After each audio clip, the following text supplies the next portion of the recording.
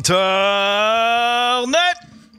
21 novembre 2024. Bienvenue sur le Daily Buffer Podcast, your daily source of madness, craziness, and bananas, your daily source of inspiration and creativity. Fucking gay. Lui, il est gay. Mon Dieu! On commence avec nos lucides. Mesdames et messieurs, c'est un gros show cet après-midi. On enregistre ça en plein après-midi parce qu'on a une invitée spéciale. Ben oui. C'est mon ami Faf qui va nous la présenter. Faf, présente-nous notre invitée. Je vous présente la grande créatrice, se dis-je, ma maman. Ouais. Ma maman chérie, Angèle, ma mère. Wow!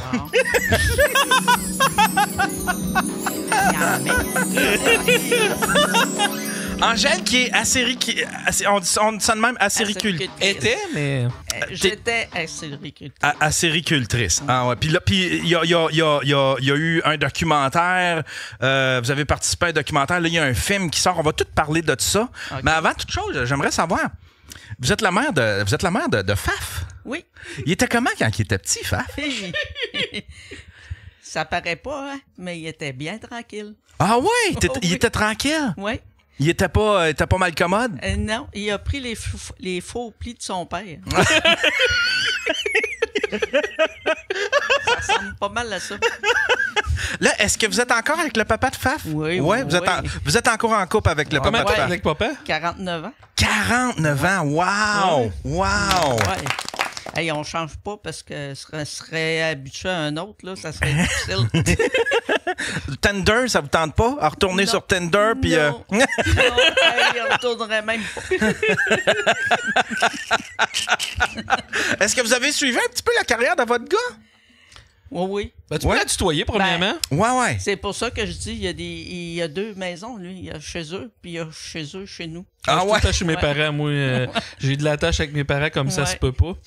Fait que, non, je suis... Puis, c'est ça, j'habite dans une cabane à sucre que c'est mes parents qui ont construit. Ah ouais? Ouais, on va en parler plus tard, mais dans le fond, à cause de ce qui est arrivé avec la fédération, il a fallu qu'ils s'en départissent. Mais là, le nouveau propriétaire me la loue. Puis mes parents, eux autres, sont revenus dans la maison, c'est qu'ils habitaient avant, là. Ouais. OK. Ouais. À Sainte-Clotilde. À Sainte-Clotilde de Beauce. On avait construit notre maison en 75. On a déménagé, ça fait 16 ans. On a été 16 ans qu'on n'était pas là, mais là, on est revenu dans notre ancienne maison. Avez-vous toujours été acéricultrice? Non. Mes parents avaient une érablière. OK. Mais j'ai tout appris à partir de mon père. Puis on courait les érables. Je courais avec... mon père avait un cheval. Puis nous autres, on appelait ça courir les érables. Là. Je ne sais pas s'il y a d'autres termes pour ça. Mais mon père prenait son bord de chemin. Moi, je prenais mon bord de chemin. Puis j'étais assez orgueilleuse que je suivais mon père avec les raquettes, les grosses chaudières. Les grosses chaudières. On appelait ça des siots, nous autres, en Beauce. Hein? Quand vous dites courir les érables, ça, c'est faire la ronde. Là. Faire la ronde, puis aller ramasser l'eau d'érable à chaque entaille. Parce que dans ce temps-là, il n'y avait pas de tuyaux dans des érables. C'était des chaudières qui étaient accrochées après les érables et que tu vidais la chaudière dans une plus grosse chaudière. Ça prenait pas de temps, que tu avais beaucoup de liquide, puis ça te prenait des méchants bras, puis ma mère a suivi mon grand-père. Ah ouais? Oui, aller jusqu'en 82. À peu près après ça, on a eu une érablière. Hey, dans le chat, y a-tu quelqu'un qui peut bloquer, bannir Seb Bot pendant un petit bout, là, qui arrête ses questions niaiseuses, là? C'est ça. On avait acheté une en 88, mais on a racheté une plus grosse en 93. OK. Dans le fond, vous avez tout le temps été dans l'érable. Je veux dire, vous avez pas fait autre chose, admettons, infirmière ou... non, travailler dans les restaurants, j'ai gardé dans les écoles, là, service de garde, tout ça. J'ai fait toutes sortes de métiers autres qu'acéricultrice, mais à partir... 93 que tu as eu ta première... Oui, en 93, mais je travaillais pareil à l'extérieur parce que c'était pas... On avait parti ça tranquillement. OK. Mais... vous aviez parti une C'est quoi, une cabane Une cabane. On l'a toute bâtie de A à Z. On a pris une érablière qui était vierge, qui avait pas rien là-dessus. On l'a toute nettoyée, moi et mon père. OK. Puis ma mère. Puis mon mari, lui, Nelson travaillait à l'extérieur. Fait que on l'a tout monté. Mais on a monté juste une partie au départ. Puis on a grossi d'année en année. OK. Ouais. OK. Puis c'est jusqu'en 2002, 2003, là, je travaillais à l'extérieur aussi, là. Je travaillais dans un restaurant, mais à partir de 2003, ben là, on était rendu assez gros, là, que c'était mon métier à moi. J'en taillais. C'était plus un hobby, là, parce que ça a commencé un peu comme un passe-temps ou comme... Oui, c'est ça au début. Mais ensuite, là, c'est devenu mon métier. Puis j'en taillais.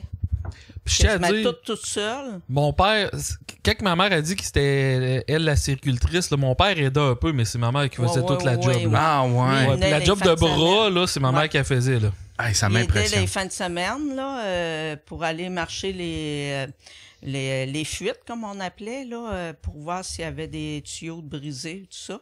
Mais la semaine, j'étais toute seule, je faisais bouillir. Dans les avant-midi, je travaillais dans le bois à aller voir ma tublure, là, voir si toute l'organisation était correcte. Puis dans l'après-midi, je faisais bouillir. Des fois, je faisais bouillir jusqu'à 2 heures du matin, 2-3 heures. Je me relevais à 5 heures. Puis je recommençais parce que vu que j'étais tout seul, là, j'avais pas le choix. C'est quoi le procédé? Parce que nous autres, on le voit comme, OK, il y a de l'eau d'érable qui coule d'un arbre. Ça s'en va soit dans un seau, soit dans des tuyaux. Après ça, vous récupérez ça. Puis après ça, qu'est-ce que vous faites avec ça? Vous le faites bouillir? Oui.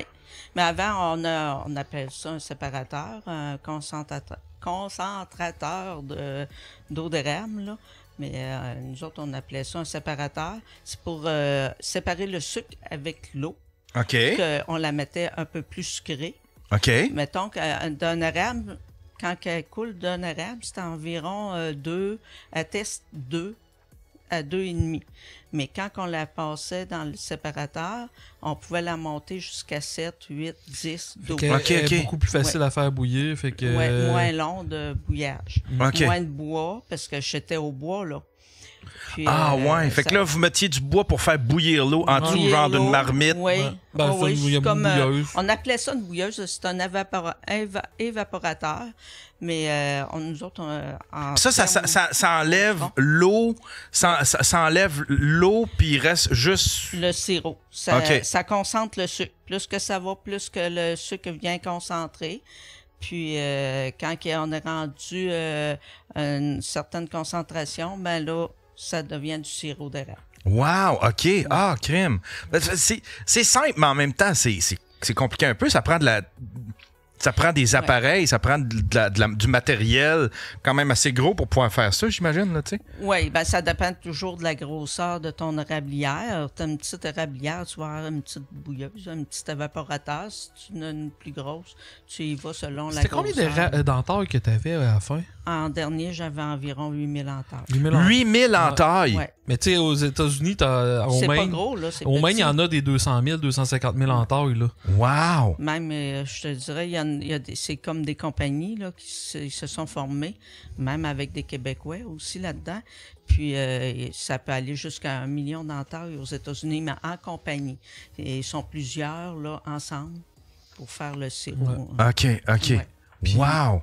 Dans le fond, toi, quand tu as commencé, c'était complètement libre au début. Oui. Vous pouviez faire ça, vous pouviez faire ça. Je la vendais à qui que je voulais. Je vendais mon sirop à qui que je voulais. Puis tu le vendais à qui dans le temps? C'était-tu au Nouveau-Brunswick tout de suite? Ou avant? Non, j'avais mon vendeur, mon acheteur de sirop. Mais, fait que c'était pas juste, admettons, un kiosque que vous aviez. Ah non. Puis vous vendiez votre sirop, là. Vous aviez trouvé quelqu'un qui achetait. Un acheteur, puis lui, j'imagine qu'il allait distribuer ça dans des épiceries ou des commerces. Oui, c'est comme il y en a dans notre coin. À Saint-Victor, il y en a des acheteurs de sirop, mais ils sont, sont affiliés maintenant avec la fédération. On va y arriver. Les acheteurs autorisés qu'on appelle. Puis, eux autres, ça n'est ça qu'ils vont produire après ça en petites cannes, puis tout ça, puis ils vont vendre ça un peu partout. OK. Ils ouvrent leur marché à eux autres. Ils ont leur marché à eux autres. Mais sinon, au début, là, quand vous pouviez, admettons, faire ça, vous pouviez vendre votre sirop tel quel à des marchés locaux, à des acheteurs. On pouvait le vendre à qui qu'on voulait. Fallait payer l'impôt là-dessus, tout ça. Oui, comme n'importe quel business. Oui, normalement. Puis, mais là, à un moment donné, la fédération, eux autres, étaient là dans le temps, mais elle n'avait pas un monopole encore. Oui, c'est ça. Comment ça a commencé, cette histoire-là de fédération? C'est une fédération, elle existe depuis quand, ça, cette fédération? Le tout début de la fédération, je peux pas te dire l'année, là, parce qu'on n'était pas là-dedans, mais il y a Citadel. Là. Citadel, c'est une coop fédérée. Qui achète le sirop encore présentement, mais qui était là dans le temps de mon père. Mais la fédération, elle a embarqué à un moment donné. Si on veut faire une histoire courte, si on recule dans les années 60, c'était pas... C'est tout affilié avec l'UPA. Okay. Dans le temps, ça s'appelait, dans les années 60, l'Union des cultivateurs catholiques. Ah, OK. Oh, mon Dieu. L'UCC. Ouais. Okay. Puis là, quand la religion était moins forte, là, l'UPA a embarqué. OK. Puis ça a changé de nom. Le monopole a embarqué... 2003, ça? Dans le sirop d'érable, c'était en 2002. 2002. Mais tu sais, c'était quoi, admettons, le but premier avant de devenir un monopole? Le but de se fédérer, c'était quoi? C'était pour... c'est quelqu'un qui n'était pas capable de vendre son sirop. Eux autres, ils avaient ouvert comme des banques de sirop. Ils ramassaient le sirop des producteurs qui n'avaient pas... fait qu'ils servaient un petit peu comme grossistes. Oui, c'est ça. OK. Ça, c'était correct dans le temps. Ouais. Pour ceux-là qui n'avaient besoin de cette façon-là. Mais pour ceux-là qui n'avaient pas de besoin, ils n'avaient pas besoin de la fédération. C'est parce que ça centralise... C'est parce que ça centralise la distribution. Tu sais, quelqu'un qui n'est pas bon à vendre ou à se trouver lui-même un acheteur, au lieu de tout le monde se trouve son petit acheteur puis que ça devient compliqué, à tout de moins, il y avait une fédération pour pouvoir distribuer. Il y avait, Citadel était là, la coop Citadel. Elle achetait aussi le sirop pour ceux-là qui voulaient pas vendre leur sirop aux autres mêmes. OK.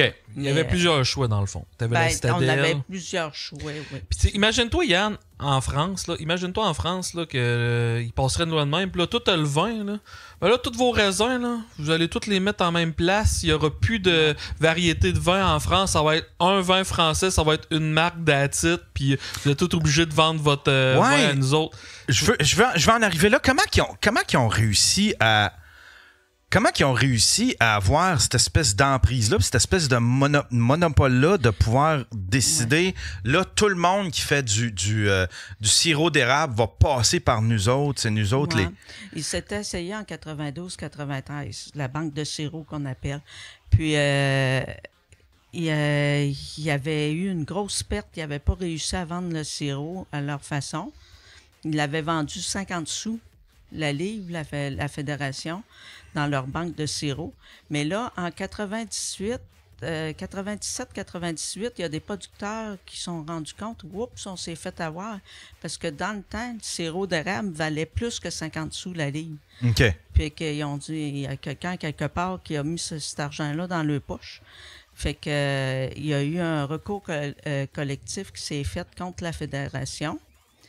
Puis c'est à partir de là que la fédération, il avait essayé d'avoir le monopole, mais il n'avait pas réussi. Mais là, avec les avocats, eux autres, ils sont pris des bons avocats, là, puis ils ont réussi à monter le système de monopole. Puis, tu c'est à partir de là, nous autres, j'avais suivi ce procès-là parce que je vendais du sirop, moi, là. Puis il y en avait qui étaient embarqués dans des amis à moi qui avaient perdu beaucoup d'argent dans le système de banque de sirop de la Fédération. Ça, c'était toujours dans les années 93. Oui. Puis là, j'avais suivi le procès à Québec avec eux autres. Puis là, à un moment donné, il y a un avocat de la Fédération qui avait dit prochainement, on va se blinder contre les producteurs, on va se monter un système qu'aucun producteur va pouvoir passer à côté. Puis mais comment tu fais ça? Faut être l'aval de politiciens. Tu peux pas, je peux pas créer une loi puis décider. Un syndicat, là, depuis que les syndicats existent là, au Québec, là, toutes les fois qu'un syndicat entre à quelque part, mettons que les employés veulent se désyndiquer, c'est jamais arrivé une fois, là. Les syndicats, ils ont plus de pouvoir que le gouvernement. Là. Ouais, mais attends un peu. C'est parce qu'un syndicat, c'est propre à une entreprise, admettons. C'est propre à un secteur ou une entreprise. Mais je veux dire, faut que le gouvernement approuve ça. Parce que tu peux pas faire, admettons, syndicat, moi, je peux dire, je vais sortir de cette entreprise-là, je vais me partir à une autre entreprise. Je vais te dire, on s'est toujours fait dire par les avocats que l'UPA, c'était le syndicat le plus fort au monde. Puis l'UPA, quand que le gouvernement change, là... Écoute ça, Yann, écoute ça. Puis c'est un député qui nous l'a dit dans son bureau. Il dit, on était quelques acériculteurs dans le bureau. Il dit, et regardez, il dit, quand que le gouvernement change, puis qu'il est là, il y a un nouveau ministre de l'Agriculture qui embarque, il dit, premier à rentrer dans le bureau, c'est l'UPA avec sa grosse Bible. Puis il dit, il la dépose sur la table, puis là, ils disent au ministre, tu vas faire ce qui est écrit dans nos règlements à nous autres, tu nous suis. Mais il y en a un là-dedans qui dit, il a osé dire, regarde, ça ne vous fait rien, je vais l'étudier avant de vous dire, de donner l'OK. C'était quel ministre, ça? Non, on peut pas le dire. On peut même pas le dire? Non, je peux pas le dire parce que c'était pour ça que je te dis parce que c'est dans le bureau d'un député qu'on a. Parce que ça s'est pas passé publiquement, là. Non. Okay. Fait que le lendemain, le ministre le futur qui était là, était supposé être futur ministre de l'Agriculture, il était plus là. Ils l'ont changé. C'est épouvantable. Parce que c'est épouvantable. C'est ça, puis je vais juste te dire l'UPA, les fédérations, Fédération du lait, Fédération du porc, Fédération sirop d'érable, c'est tout affilié à l'UPA. L'UPA, c'est comme ils disent un syndicat, mais dans le fond, un syndicat est là pour t'aider dans tes démarches, comme tu parlais, là, une entreprise, un employé qui est syndiqué, il a une difficulté avec le patron, il va aller voir son syndicat, il va dire, regarde, ce patron-là, il nous fait du harcèlement, tout ça. Mais l'UPA, c'est pas ça, là. L'UPA, tu peux pas dire, hey, mon patron fait du harcèlement, c'est eux autres, c'est l'UPA qui est le patron de toutes les fédérations, puis les fédérations, c'est les patrons de tous les secteurs là, dans l'agriculture. Fait que tu peux pas aller te plaindre. Si tu te plains, tu vas perdre, ils vont te faire tasser dans le coin. On va en jaser de plus en plus, mais tu vois, ils ont tellement d'assets, ils ont tellement de choses qui peuvent t'enlever l'UPA que tu sais que si tu te bats... parce que les producteurs acéricoles, ils ont des dettes, que c'est l'UPA qui... Mais mettons qu'on y va étape par étape, okay? Parce que c'est quand même un gros morceau. Comment que l'UPA... Quelle année que c'est devenu obligatoire, maman? L'UPA, ça a commencé avec le lait. L'obligation, ça a commencé avec le lait. Mais l'UPA, il n'y a pas d'autres syndicats. Il y a l'Union paysanne qui essaye d'embarquer, mais ils font des démarches. Ils vont en cours, ils essayent d'embarquer avec devant la Régie des marchés. Ils vont faire des démarches, mais ils pourront pas jamais embarquer. C'est le gouvernement qu'il faudrait qu'il mettrait un stop, qui dirait c'est assez, mais le gouvernement il est pas assez fort vis-à-vis de l'UPA. pour faire ça. Tu sais, si t'écoutes n'importe quoi qui a rapport à la Russie dans le temps de Staline puis tout, puis communiste, tu vas voir qu'ils vont tout le temps dire « Ouais, mais notre système est parfait, on commencera pas à le remettre en question. » Écoute n'importe quelle entrevue de quelqu'un qui travaille pour l'UPA puis qui glorifie l'UPA puis qui se demande « Ouais, mais pourquoi vous donnez pas la chance? » Puis ils vont tout le temps te répondre un dérivé de « Ouais, mais notre système est parfait, pourquoi qu'on le changerait? Pourquoi qu'on le changerait? Ouais, mais donne-nous la chance, on va le voir s'il est si parfait que ça, ton système. » Mais... Ouais. Ben, il y a pas d'autre porte de sortie présentement, fait que c'est facile de dire hey, tout le monde sont en accord avec nous autres, il n'y en a pas d'autre. Il n'y a rien d'autre à côté qui peut prendre qui peut avoir le droit d'exister. Fait que c'est impossible là, d'arriver à fonctionner. Puis moi, dans mais tu sais, mettons, démarches, moi j'ai une question parce que moi je connais pas ça. Moi, là, si, admettons, je me pars une cabane à sucre. Oui. Puis là, ben, je veux vendre sur le bord de la rue, à un kiosque, mes produits. Est-ce que je peux faire ça? À ta cabane. À ma cabane? À ta cabane. Je peux pas vendre ailleurs. Tu peux pas t'en aller vendre. Tu peux avoir un kiosque. Mais moi, ça, je ne l'ai jamais fait, là. Je peux pas... j'irai pas trop loin là-dedans pour induire en erreur, là. Mais selon les règlements, un producteur qui veut vendre en canne, il faut qu'il soit à sa cabane. Puis t'as pas le droit d'autre manière que des cannes. Tu peux pas vendre... Ouais, mais c'est ça que je veux savoir, c'est comment ils sont arrivés là. Parce que moi, je peux pas avec des... Je peux pas... Faut que tu aies eu l'aval du gouvernement ou quelque chose de même pour... Parce que non, même pas. Même pas? Même Parce pas. que tu peux pas créer un système, dire désormais, moi je suis le maître, admettons, je suis le maître du Coca-Cola. Fait que là, tout le Coca-Cola va passer par moi. Je peux pas faire ça. Le gouvernement, tu sais, il y a des lois, il y a des... Mais ici au Québec, tu t'en vas en dehors, tu t'en vas en Nouveau-Brunswick, tu t'en vas en Ontario, ils en font du sirop d'érable. Eux autres, ils sont libres de le vendre à qui qu'ils veulent. Et moi, la première des affaires, quand que j'ai commencé à me battre, c'est que je me disais, c'est moi l'entrepreneur, c'est pas la Fédération du sirop d'érable. Ouais. Parce que en réalité, moi, je voulais rester entrepreneur, vendre mon sirop à qui je voulais. Je l'envoyais à l'extérieur, je l'envoyais au Nouveau-Brunswick, puis j'avais mon propre marché. Moi, un entrepreneur, c'est ça. Une manufacture, c'est la même affaire. Le patron qui a construit une manufacture de n'importe quoi, c'est lui le patron. C'est pas le syndicat, c'est pas... Non, c'est ça. Okay. Mais c'est pour ça, c'est de là ma question, c'est si, admettons, moi, je m'en vais porter mes cannes dans une épicerie. T'as pas le droit. Mais qui va m'arrêter? C'est c'est la là, police qui va m'arrêter? Ouais, il y a quelqu'un qui va te dénoncer. Puis là, la fédération va aller chez toi, va dire hey, t'as pas le droit, là. Ça te prend un quota de sirop d'érable. OK. Puis si je dis. de la fédération. Puis si je dis, ben moi, je me fous de votre gueule, je m'en vais porter mon sirop d'érable là, c'est qui après ça qui intervient pour m'en empêcher? C'est les inspecteurs de la fédération. Ça va se rendre à l'huissier chez toi. Puis ça va se rendre jusqu'à? Un huissier. Un huissier. Moi, j'ai eu l'huissier, là, justement, pas, là, en dernier, là. Hey, je vais te conter une anecdote.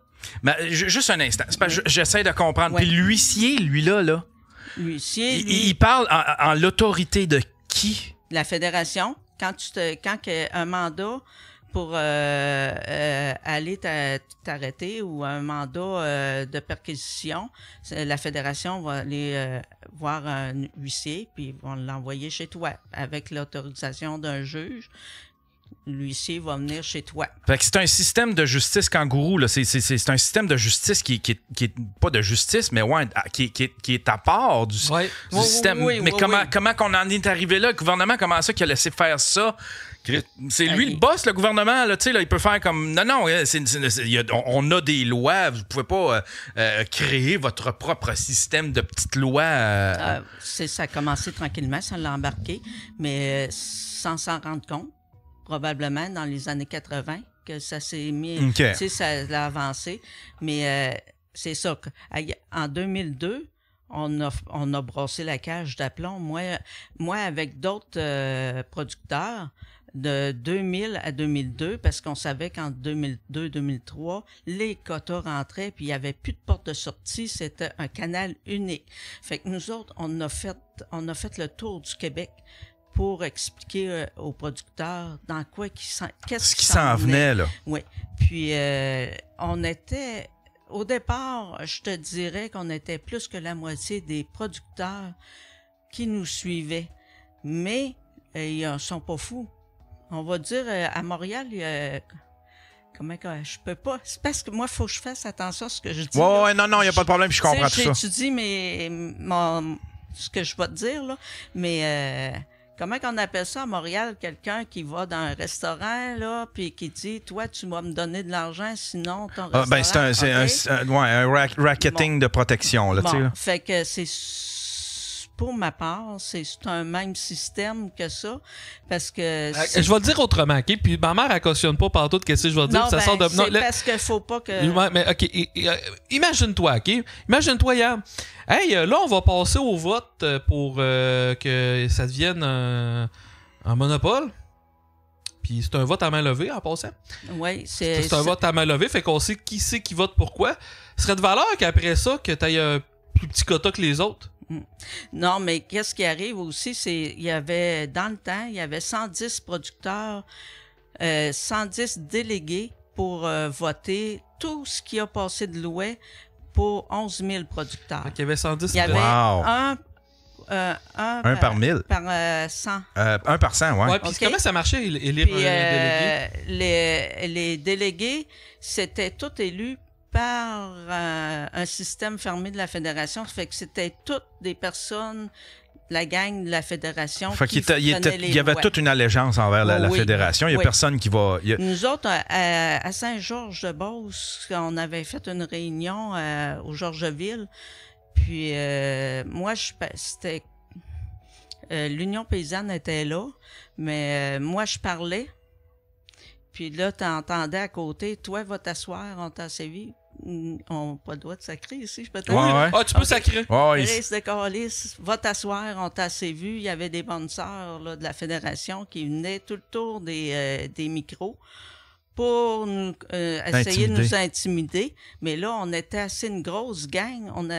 Toute la salle était contre la fédération. Fait que, puis dans le temps, c'était Pierre Lemieux. Il l'avait ramassé puis il l'avait sorti dehors. Wow! Ouais. Puis là, la fédération, ils ont voulu refaire la réunion 2-3 semaines plus tard. Fait que là, on n'avait plus le droit de rentrer dans la salle. Wow! Tu sais, on pouvait pas faire ce qu'on voulait. Même, à un moment donné, on avait la protection de la police, nous autres, notre gang qui faisait les réunions tout partout au Québec, parce que c'était rendu dangereux pour nous autres. C'est juste qu'à quel point... Fallait qu'elle se protège de son syndicat par la police. C'est que la police aidait ma mère à se protéger contre son propre syndicat. Ouais. Mais, regarde, il engageait même des détectives en 2002. En 2003. Mais ma petite fille avait été malade. 2004. Ma petite fille avait été malade. Puis, elle avait fait l'hôpital. Puis, c'était ma première petite fille. Puis à Québec, puis c'était moi, elle était venue près de mourir. C'était moi qui la gardais, je l'emmenais avec moi à la cabane parce que ma fille, il fallait qu'elle travaille. Puis les détectives, là, tu savais pas quand est-ce qu'ils arrivaient. À un moment donné, je les vois en train de me filmer. J'avais ma petite fille qui était malade. Ils me filmaient. Voyons donc. Fallait, puis ça...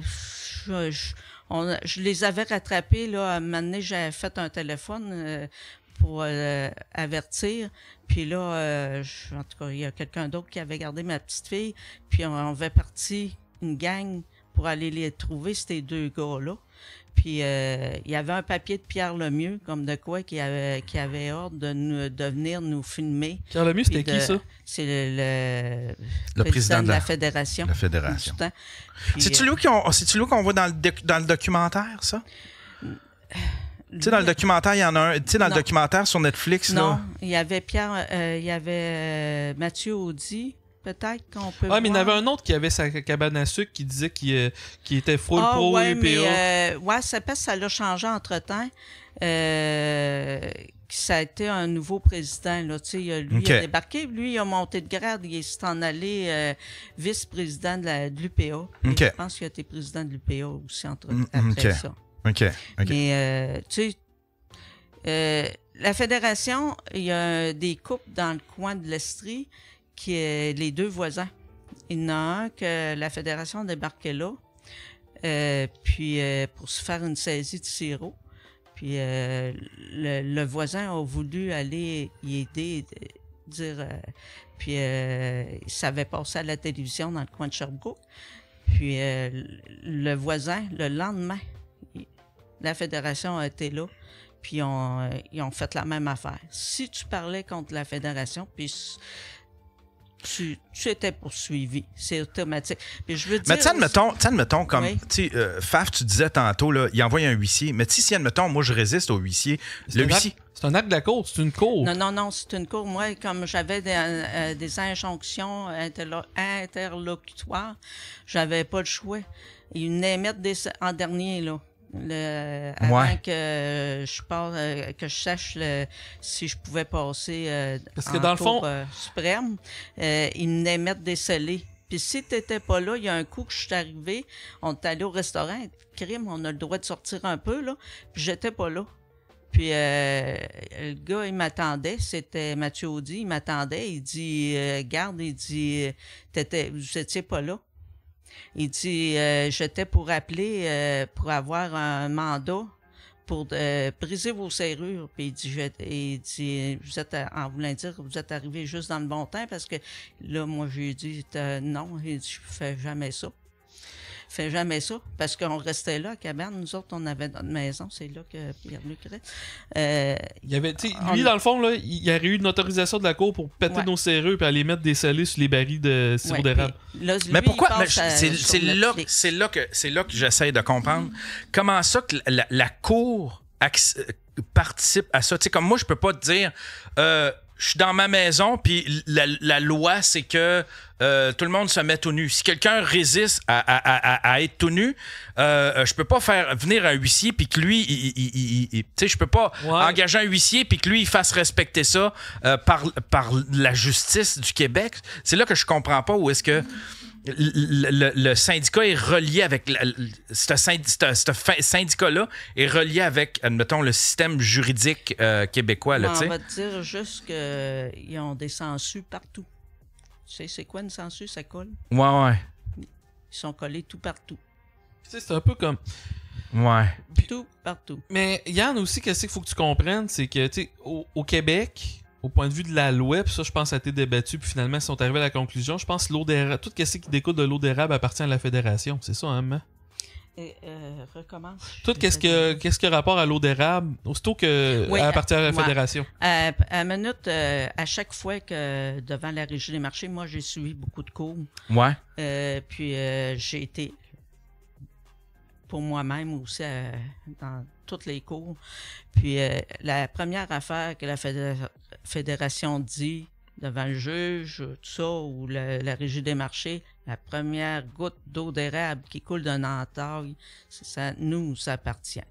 Fait que ça veut dire, nous autres, on fait les paiements. On t'achète une érablière, tu fais tes paiements, mais ça t'appartient pas parce que la première goutte d'eau d'érable appartient à la fédération. C'est épouvantable, ça. C'est comme ça le système. Même si c'est ton terrain, même si c'est des érables. Puis moi, je veux dire que je te disais tantôt qu'il y avait plusieurs, en était plusieurs au départ, plus que de la moitié des producteurs qui étaient en arrière de nous autres, mais ils n'ont pas été fous, eux autres. Ils ont pris un par un, ils ont tout poursuivi. Tout poursuivi. Puis là, ils ont toutes fait des règlements à l'amiable parce que c'est pas des petits montants, là. C'est toujours des gros montants. Fait qu'en faisant l'arrangement à l'amiable, on sait pas c'est quoi qu'il y a là-dedans, mais ce qu'on sait, c'est qu'ils n'ont plus le droit de parler contre la fédération. Fait que tu arriveras, tu iras voir n'importe quel acériculteur présentement. Ils parleront pas contre la fédération parce qu'ils vont être poursuivis. Fait qu'ils ont réussi à taire le monde comme ça. T'es poursuivi avec des gros montants, tu leur fais peur. Aujourd'hui, c'est la loi de l'Omerta. Ouais. Puis c'est ça qui c'est encore présentement, puis ça va tout le temps l'être, tant qu'ils vont avoir le monopole. Fait que là, vous devez pas avoir... Tu sais, si vous voulez vous battre... Est-ce que vous vous battez encore contre ça aujourd'hui? Non, moi, quand que, je sais pas, j'ai eu mon verdict pour la Cour suprême, quand que, qui disait qu'il voulait pas entendre la cause, là, moi, j'ai débarrassé. J'ai vendu tout de suite. J'ai dit, ils ne m'attacheront pas à leur système. Je me suis battu contre leur système. Ouais. OK. Fait que vous êtes battu puis c'est allé jusqu'en Cour suprême, ça. Oui. Puis ils ne voulaient pas entendre votre cause. Non, parce qu'il y en avait un autre au Nouveau-Brunswick, c'était pour la bière. Il avait traversé, ça s'équivalait un peu. OK.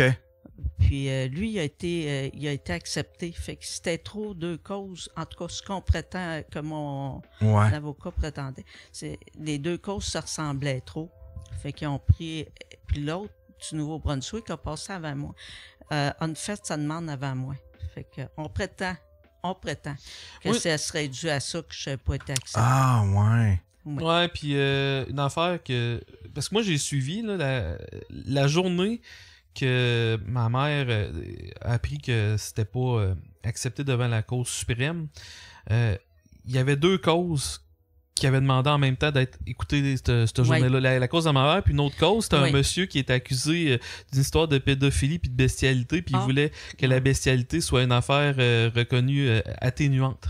Ouais, mais une affaire de même, puis je sais que ça n'a pas rapport, mais moi je trouve ça invraisemblable qu'on n'écoutera pas l'histoire des sirop d'érable, mais par exemple le pédophile qui va faire de bestialité, ça on va l'écouter en cause Attendez, suprême. monsieur, c'est quoi? Vous voulez fourrer des chèvres? OK, attends, venez ici, on va s'en parler. Okay, on va s'en jaser. C'est épouvantable. Mais une affaire que notre avocat nous avait dit aussi, c'est que si ça avait été les conservateurs élus, la cause aurait probablement été écoutée, mais là, vu que c'était le Parti libéral, c'est pour ça qu'ils ont été plus vers une cause libérale. Ah, ouais. Ah, ouais. Tu sais, je fais du coq à l'âme, là, par exemple, mais il y a plusieurs des purs et durs de la Fédération qui disaient, ils essayaient de convaincre les autres que moi, ils gardent à ce bas, là, comment dire, elle profite de notre système parce qu'elle a tous les avantages de notre système. C'était pas vrai. J'ai jamais profité du système parce que vu que j'étais pas dans la Fédération, j'avais droit à aucun programme du gouvernement, parce que tout ce qui est programme du gouvernement, l'avance printanière, il y a la financière agricole, tout ça, ça passait tout dans les mains de la Fédération avant d'aller aux producteurs. Fait que là, moi, j'avais pas le droit à rien de ça. Je pouvais pas profiter du système. J'avais même pas le droit d'emprunter de l'argent à Financière agricole. Fait qu'il fallait que j'aille faire des prêts dans les institutions financières normales. Mais j'ai jamais profité du système. Puis j'ai toujours bien payé mes impôts, puis la Fédération a fait venir 2 fois. Ce que je prétends que c'est la Fédération, faut pas a fait venir 2 fois les inspecteurs de l'impôt chez moi pour être certain que je payais mes impôts. J'ai toujours payé mes impôts. Tu sais, ils te lâchaient pas quand je te dis que c'est des sangsues, là. C'est des sangsues qui te collent à la peau jusqu'à ta mort. Il y a une affaire que je trouve intéressante, Yann, OK? Ce serait le fun qu'on explique un peu au monde comment que ça marche. Mettons que tu es dans le système, OK? Puis que tu as un quota, ça veut dire quoi? Puis c'est quoi l'argent qui c'est ça, OK. Un quota, c'est la Fédération va te délivrer. Ils vont venir inspecter ton érablière. Ils vont dire tu as tant d'entailles sur ton érablière. Nous autres, on va te donner tant de quotas, mais ça veut pas dire que tu vas l'avoir pour toutes tes entailles. Tu peux en avoir pour une partie, puis l'autre, tu referas une demande plus tard pour avoir le restant. Fait que mettons que tu as 15 000 érables dans ton érablière, ils peuvent te donner un quota de 4 000, de 8 000, de 12 000, puis ça, devine comment que ça marche! Là, les quotas, eux autres, si ton surplus de quotas, présentement, c'est comme ça aussi. Ton surplus de quotas, tu n'as pas le choix, tu es obligé de le renvoyer. Il faut que tu leur shippes. Explique-le en barils, mettons, un moment. Okay? Mettons que tu as 20 barils. Non, moi, j'ai 20 barils, j'ai un quota de 10 barils. Ils vont me payer pour mes 10 barils. Les 10 autres barils, ils vont s'en aller dans les entrepôts de la Fédération. Puis ils te payent pas. Puis ils te payent pas. Ils vont te payer, ça peut prendre 5 ans, 10 ans, 15 ans, 20 ans, puis sans intérêt. Mais attends un peu, il faut que tu payes peut-être tes 10 barils, il faut que tu payes un prix d'entreposage à toutes les années qu'ils Tu me payent. fucking niaises, là. Oui. Tu sais, ils disent, là, le sirop, présentement, je sais pas comment il est rendu, mais on va dire 3 $. On va faire un chiffre. $3 la livre. Ouais. OK. Puis, t'as pas 3 $ la livre. Eux autres, ils se vendent. Hey, le sirop, il est bon, on l'achète à un bon prix. Nous autres, le sirop, puis tout ça. C'est pas vrai. Parce que t'as des déductions à faire pour l'entreposage, le conditionnement, la pasteurisation. Puis, tout ça, là, ça dégringole. Nous autres, on l'avait déjà fait calculer comme il faut par un vrai comptable.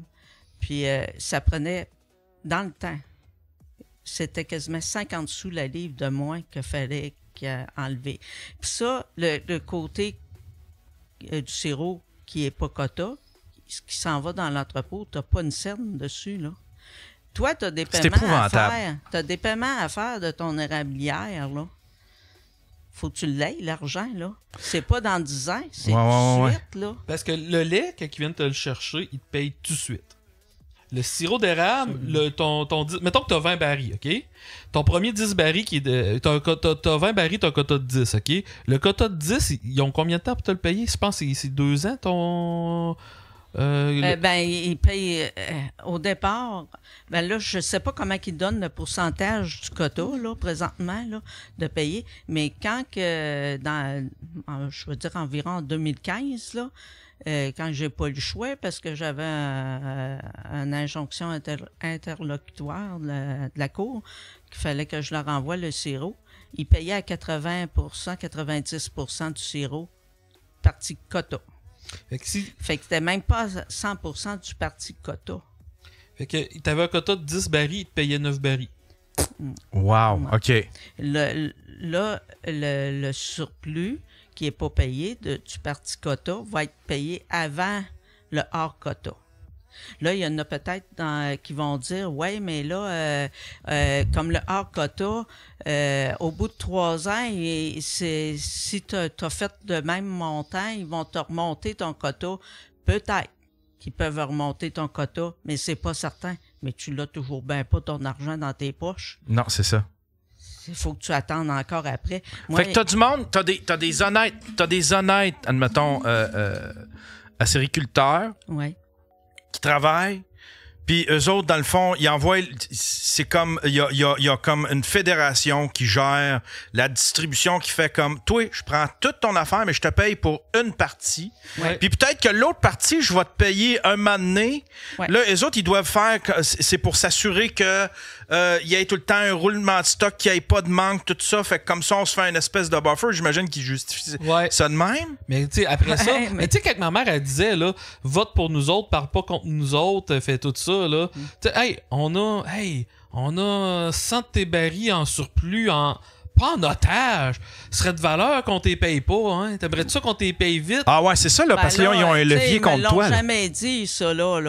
Non, on peut le penser. On peut le penser. Ils ont jamais dit ça. C'est ça. On fait juste penser à parce que ça a l'air arbitraire, c'est basé sur ça n'a pas l'air d'être basé sur des calculs en tant que tel. Là. Tout ça, là, les histoires de quotas, là, c'est genre on te donne. Le hors quota, maman, y a-tu un calcul? Peux-tu savoir quand est-ce qu'ils vont te payer ou c'est. Non, il y en a un qui avait vendu son érablière.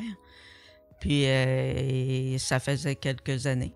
Puis à un moment donné, il a appelé la fédération. Il dit vous me devez de l'argent. Il dit j'aimerais bien ça l'avoir parce que la personne vieillissait. Puis il dit là, à l'autre bout, ils ont répondu qu'ils ne savaient pas quand. Puis à un moment donné, il dit coudonc, il dit je vais-tu l'avoir avant ma mort? Ah ben là, si vous mourrez, il dit monsieur ou madame, là, ça va être ça va embarquer dans votre succession. Là, on n'aura pas le choix de la donner. Hey, c'est épouvantable. Ouais. C'est épouvantable. Mais tu sais. Puis raconte, maman, la première année, parce qu'à un moment donné, le monde voulait avoir des nouveaux quotas, puis la fédération n'avait donné par hasard. Ouais, tu te rappelles, c'est qui le numéro 2 qui avait gagné la première année, qui n'avait donné par hasard? C'était une loterie. Il avait gagné une loterie. Quelqu'un de la fédération, assez haut placé, Tu peux pas dire le nom? Non. Okay, il s'est acheté une arablière. Puis là, tout d'un coup, il venait de l'installer. Hey, un haut placé de la fédération. T'as gagné les gros lots. Hey, c'est aussi bon que la 649. T'as eu tout ton quota. Je pense qu'il y avait 20 quelques mille en taille. Il a eu son quota tout de suite pour 20 quelques mille en taille. Mais il y en a d'autres qui n'avaient demandé qui n'étaient pas dans direction. Mais les autres, c'est épouvantable. C'est épouvantable. Ouais, c'est pigé au hasard, ça a l'air. Mais je reviens comme Netflix, tout ça. Hey, j'ai eu toutes les... je sais pas si on peut en parler. Oui, tout à fait. Bon, au départ, tous les journaux en dehors du Québec, Netflix est venu. Al Jazeera a interviewé ma mère. Ouais. Wow. Mais c'est drôle parce BBC, qu'il est sorti de quoi? Angleterre. Il est sorti de quoi sur Netflix? Là, il sort de quoi? Il sort un film un peu basé sur tous ces événements-là, sur votre vie. Ça, je ne l'ai pas vu, là. C'est sur pas Prime. ma vie, par exemple. Ils font passer que... C'est inspiré, mettons. J'ai hâte de voir. C'est inspiré. Parce que moi, j'ai tout suivi le procès au complet du vol de sirop. On va en parler du vol. Ouais. Il n'y a pas un acériculteur qui l'a suivi, qui vienne pas le dire à un tel. Moi, je l'ai suivi, c'est pas vrai, j'ai été là du début à la fin. Mais tu sais, quand il est sorti l'histoire, parce que tu sais, quand il y a de quoi de québécois ou qui touche les Québécois sur Netflix, tous les médias, le Journal de Montréal, tout le monde en parle. Mais là, somehow, il n'y a pas beaucoup de médias qui ont parlé de ça. Non, là, parce que qu'est-ce qui est drôle, premièrement, c'est que dans le combat de ma mère, comme je dis, qu'est-ce que ma mère elle disait tantôt, c'est il y a full de médias qui ont parlé d'elle à l'international. Al Jazeera, BBC et tout ça. Au Québec, c'est bizarre. Ils en parlaient jamais. Non, personne qui en parle. Il y en a qui en ont parlé. Là, quand ils ont vu que les autres venaient, puis je vais passer une nounoune, là, mais moi, je savais même pas c'était quoi Netflix, HBO, puis tout ça. Moi, je les ai toutes reçus à la maison. Ils ont toutes mangé chez nous, hein. Oh, wow! Oui, je les ai toutes faites manger. J'ai fait manger des journalistes québécois aussi pour des postes de télévision québécois. Juste l'été passé, il y a un présentateur de nouvelles à Los Angeles qui est venu manger chez ma mère. Wow. Je les ai toutes faites manger, moi, chez nous. Ils ont été très bien reçus. Mais je savais pas. Maman, elle savait pas c'était quoi Netflix? Moi, Netflix, je vais compter l'anecdote. C'est parce que j'étais en train de faire bouillir et c'était Pierre Faf qui prenait mes rendez-vous. Puis là, ça me prenait quasiment un calepin pour savoir telle date, c'est tel journaliste, l'autre date. Ben, j'étais en plein dans le temps des sucres, là. J'avais pas le choix, il fallait que je fasse bouillir. Lui, il prenait les rendez-vous. Là, il me dit ça, Netflix, correct. Moi, dans ma tête, c'était quelqu'un comme un journaliste, on va dire Radio-Canada. Puis tout ça. J'étais en train de faire bouillir. D'un coup, je voyais rentrer ça. J'avais une grande vitrine, donc ma cabane. C'est quoi ça? Il arrivait des trucks dans ma cour, des vannes, des petites vannes, là, plein de stocks puis tout ça, de tournage. Qu'est-ce que c'est ça? Ah, vous aviez pas idée que c'était gros, là. C'était une grosse production, là. Je savais pas c'était gros. Je peux pas dire, j'ai jamais couru après eux autres. C'est eux autres qui appelaient pour prendre rendez-vous. Parce que Netflix, c'est Claire Vance qui était... Claire, C-L-A-R-E, Vance, c'est V-A-N-C-E, elle venait de New York, c'est elle qui est venue pour Netflix. Puis elle avait communiqué avec Pierre-Luc, parce que moi, je parle pas en anglais. Fait que là, ils sont arrivés, puis là, on s'est présenté. Là, elle dit, il faudrait qu'on s'installerait comme une place pour filmer. En tout cas, correct. Moi, je faisais bouillir. Je pouvais pas le loger. Moi, je savais pas si c'était gros comme ça. Il avait tout pris ma cuisine. Il avait mis des rideaux noirs à grandeur. Puis là, j'avais fini ma journée de faire bouillir. Puis là, il fallait qu'il m'interviewe. Là, je rentre dans ma cuisine. Et il n'y avait plus de fenêtre, il n'y avait plus rien. C'était des grands rideaux noirs. C'est pour ça que je te dis, eux autres, là, j'ai demandé à Claire Vance, c'est quoi l'intérêt que vous avez aux États-Unis pour moi? Ouais. c'est quoi l'affaire? Pourquoi vous êtes intéressé à ce point-là? Parce qu'ils n'entendaient parler de un à l'autre, des journalistes. Elle dit, c'est parce que c'est une histoire invraisemblable. C'est difficile à croire que c'est si... que le syndicat est si fort que ça au Québec.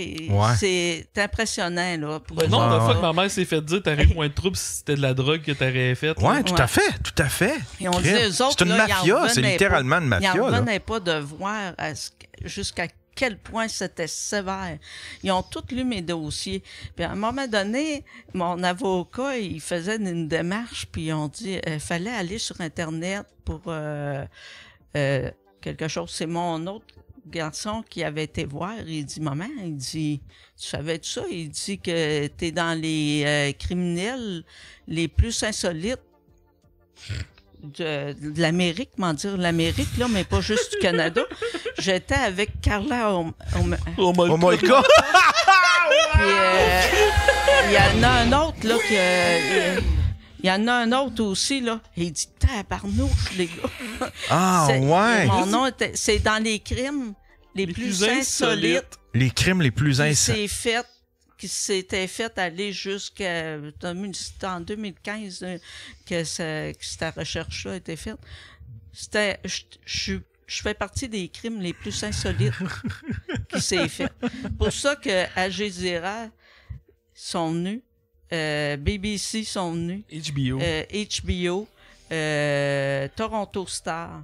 Peter, c'est... McBorough, je sais pas, lui. Tous les journaux d'Andas de Toronto sont venus. Il y en a qui sont restés amis avec moi. Tout ça. Parce que les autres, on peut s'en dire, ça se peut pas que ça soit si vrai que ça. Ils s'en sont rendus compte que c'était vrai. Je peux-tu te conter une petite anecdote, mon Yann? Ouais, vas-y. Quand Netflix est venu, nous autres, on habite dans le fin fond d'un bois. Là, à cette heure, j'en ai un si quelqu'un vient chez nous. Mais mon réseau n'était pas sécurisé. Je m'en sacrais. On n'avait pas de voisins de 3 km de chaque bord, puis on habitait full loin du chemin. Qui c'est qui pouvait... le nom de mon réseau, moi, je trouvais ça bien drôle. Le nom de mon réseau, c'était Baisse-Bois à poche. Ouais, puis Claire Vance, là, elle vient de New York. C'est une productrice de... là, à part à rire, elle parlait français, elle, un peu. Et j'ai dit, qu'est-ce qu'il y a? Elle dit, t'avais-tu vu? Elle dit, pour le réseau. Le nom de réseau. Je regarde ça.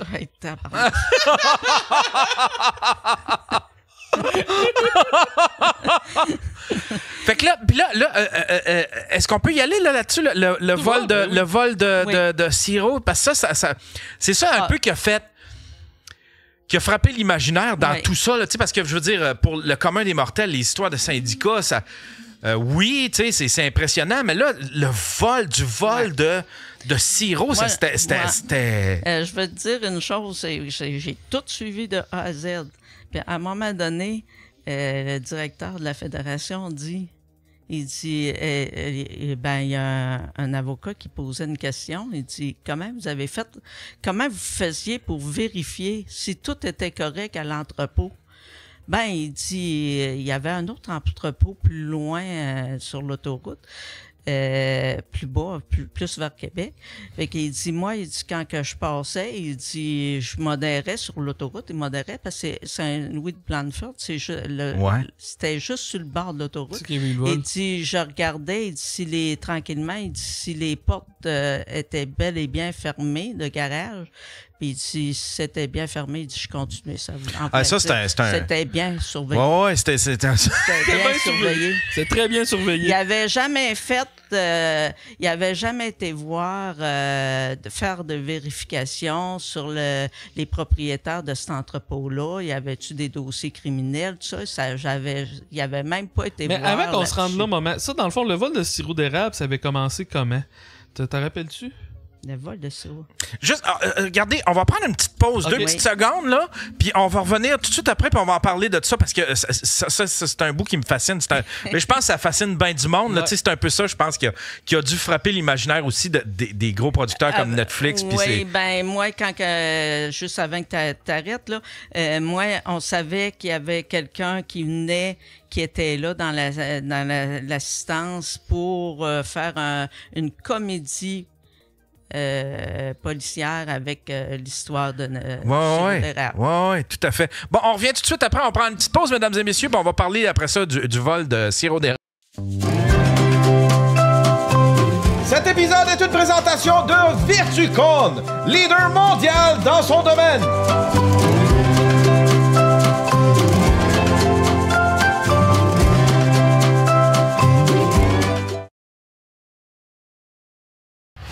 Ce lundi, à Dr. Phil, il a un trouble de l'opposition. Ici, Blood, c'est donc bien plate ton hostie de commentaire. Il n'accepte aucune opinion sauf la sienne. Crise de tata, t'es un hostie d'épais. T'es un hostie de raisin. Pouf-moi le cul. Quiconque ose le remettre en doute est automatiquement bloqué de ses réseaux sociaux. Qui tire réellement les ficelles? Ce lundi, à Dr. Phil. La vie est plate. Tu t'emmerdes. T'aimes danser? Alors bouge-là! Tous les vendredis soirs, l'environnement Musique Plus se transforme et devient la boîte la plus in en ville. Viens danser à Bouge de là, au son de la musique la plus dance des ondes. 1 heure live, survoltée, animée par DJ Juliette Powell. Chaque semaine, un DJ invité, des prestations et le meilleur vidéo dance. Le vendredi soir, c'est au coin Sainte-Catherine et Hôtel de Ville que ça se passe. Vendredi 22h. Bouge de là!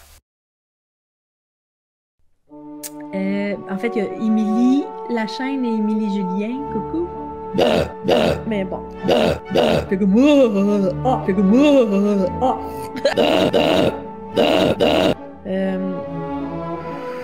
y a des fois. Non. Ah! Ouf! C'est comme vous pensez à la personne.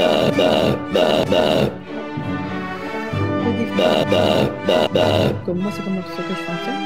Non.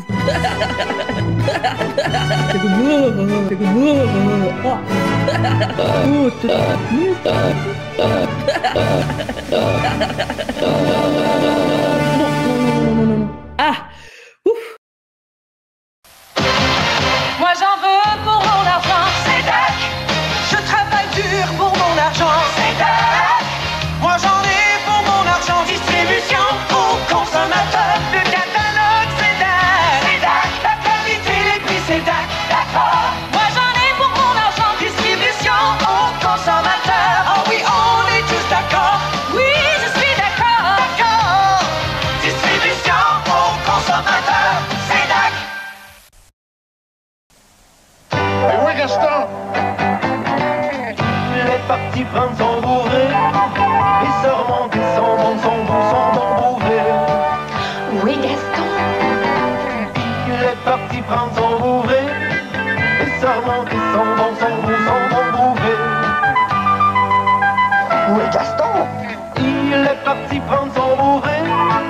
Il se remonte, son bon bourré.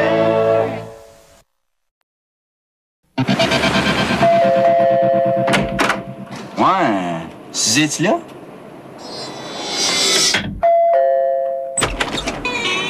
Oui, est-ce que Suzy est là?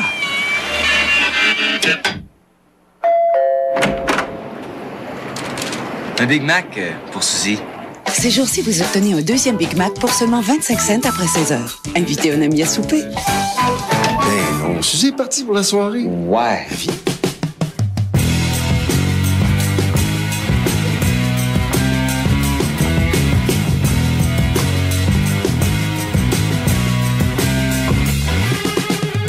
Vous êtes toujours sur le Daily Buffer Podcast, your daily source of madness, craziness, up the hennes. Toujours avec Madame Angèle. La maman Faf, ben oui, Colin. Je l'aime beaucoup. C'est juste Madame que j'aime moins. C'est complètement sauté toute cette histoire-là. Là. J'en reviens pas que... J'en reviens pas comment qu'on a pu se rendre là, tu sais, là. Puis là, il y a toute l'histoire. On voulait commencer à parler du vol parce qu'il y a eu un gros vol. C'est ça, je pense, tu sais, je l'ai dit juste avant la pause, mais c'est ça qui a frappé l'imaginaire, je pense, puis qui a suscité tout cet intérêt-là partout au monde. C'est comme un vol de sirop d'érable. Maman, veux-tu... Je vais ouais. Je veux juste te dire avant ça, par exemple, que ils étaient tous sur les journalistes étaient sur sujet à moi. Oui, c'est ça. Mais le vol s'est rajouté après. OK.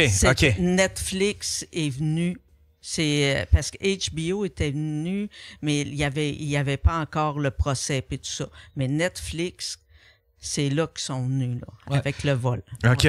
Parce que dans le fond, le vol fait partie d'un tout, parce que dans le fond, tu as le monopole invraisemblable, puis le pouvoir que la Fédération océricole a sur ses membres, puis tout. Puis tu sais, le vol, c'est comme un étage de plus qui s'est rajouté à cette histoire invraisemblable-là. Je vais compter le vol un peu, maman, puis si tu corrigeras mes détails. Ouais. Dans le fond, le vol, c'est que quand tu envoies ton sirop à la Fédération, comme ma mère expliquait, t'as des, mettons, les barils de surplus hors quota, même tes barils tout court, ils vont tous les sacrer dans un entrepôt. Un des plus gros entrepôts au Québec, il était à Saint-Louis-de-Blanford, puis on le voyait quand on passait sur l'autoroute. Okay. Puis cet entrepôt-là, dans le fond, l'UPA, c'était pas, les entrepôts appartenaient pas à l'UPA, c'était l'UPA qui les louait à quelqu'un. Et la personne qui avait les entrepôts, maman, compte donc, c'est quoi son background? Parce que je pense qu'il y a eu des accusations criminelles, le gars qui a... on va commencer par le début, là, tout ça. Quand ils ont fait, j'appelle ça des préliminaires au départ, quand la cour commence, là, pour savoir si... Une enquête préliminaire pour savoir s'il n'y a pas matière à porter jugement sur la cause. Puis là, c'est là que ça sortit, là, que celui-là qui avait l'entrepôt, il était déjà en prison. Fait que le propriétaire de l'entrepôt... Et ils sont deux frères, ils étaient deux frères, là. Un des deux frères qui est en prison. Il était en prison. Il y en a un qui était en prison. Pas à cause du vol, à cause d'une autre histoire complètement. OK. L'UPA s'est dit, hey, on va aller louer des entrepôts à quelqu'un qui est en prison. Non, ben là, ils ont pas, comme je te disais tantôt, ils n'ont pas fait de démarche pour aller voir s'il y avait des dossiers criminels, tout ça. Puis au tout départ, c'est pas le premier vol de sirop, ça. C'est le 3e vol. C'est le 3e vol de sirop. Il y en avait eu un à Sainte-Marie, dans un entrepôt.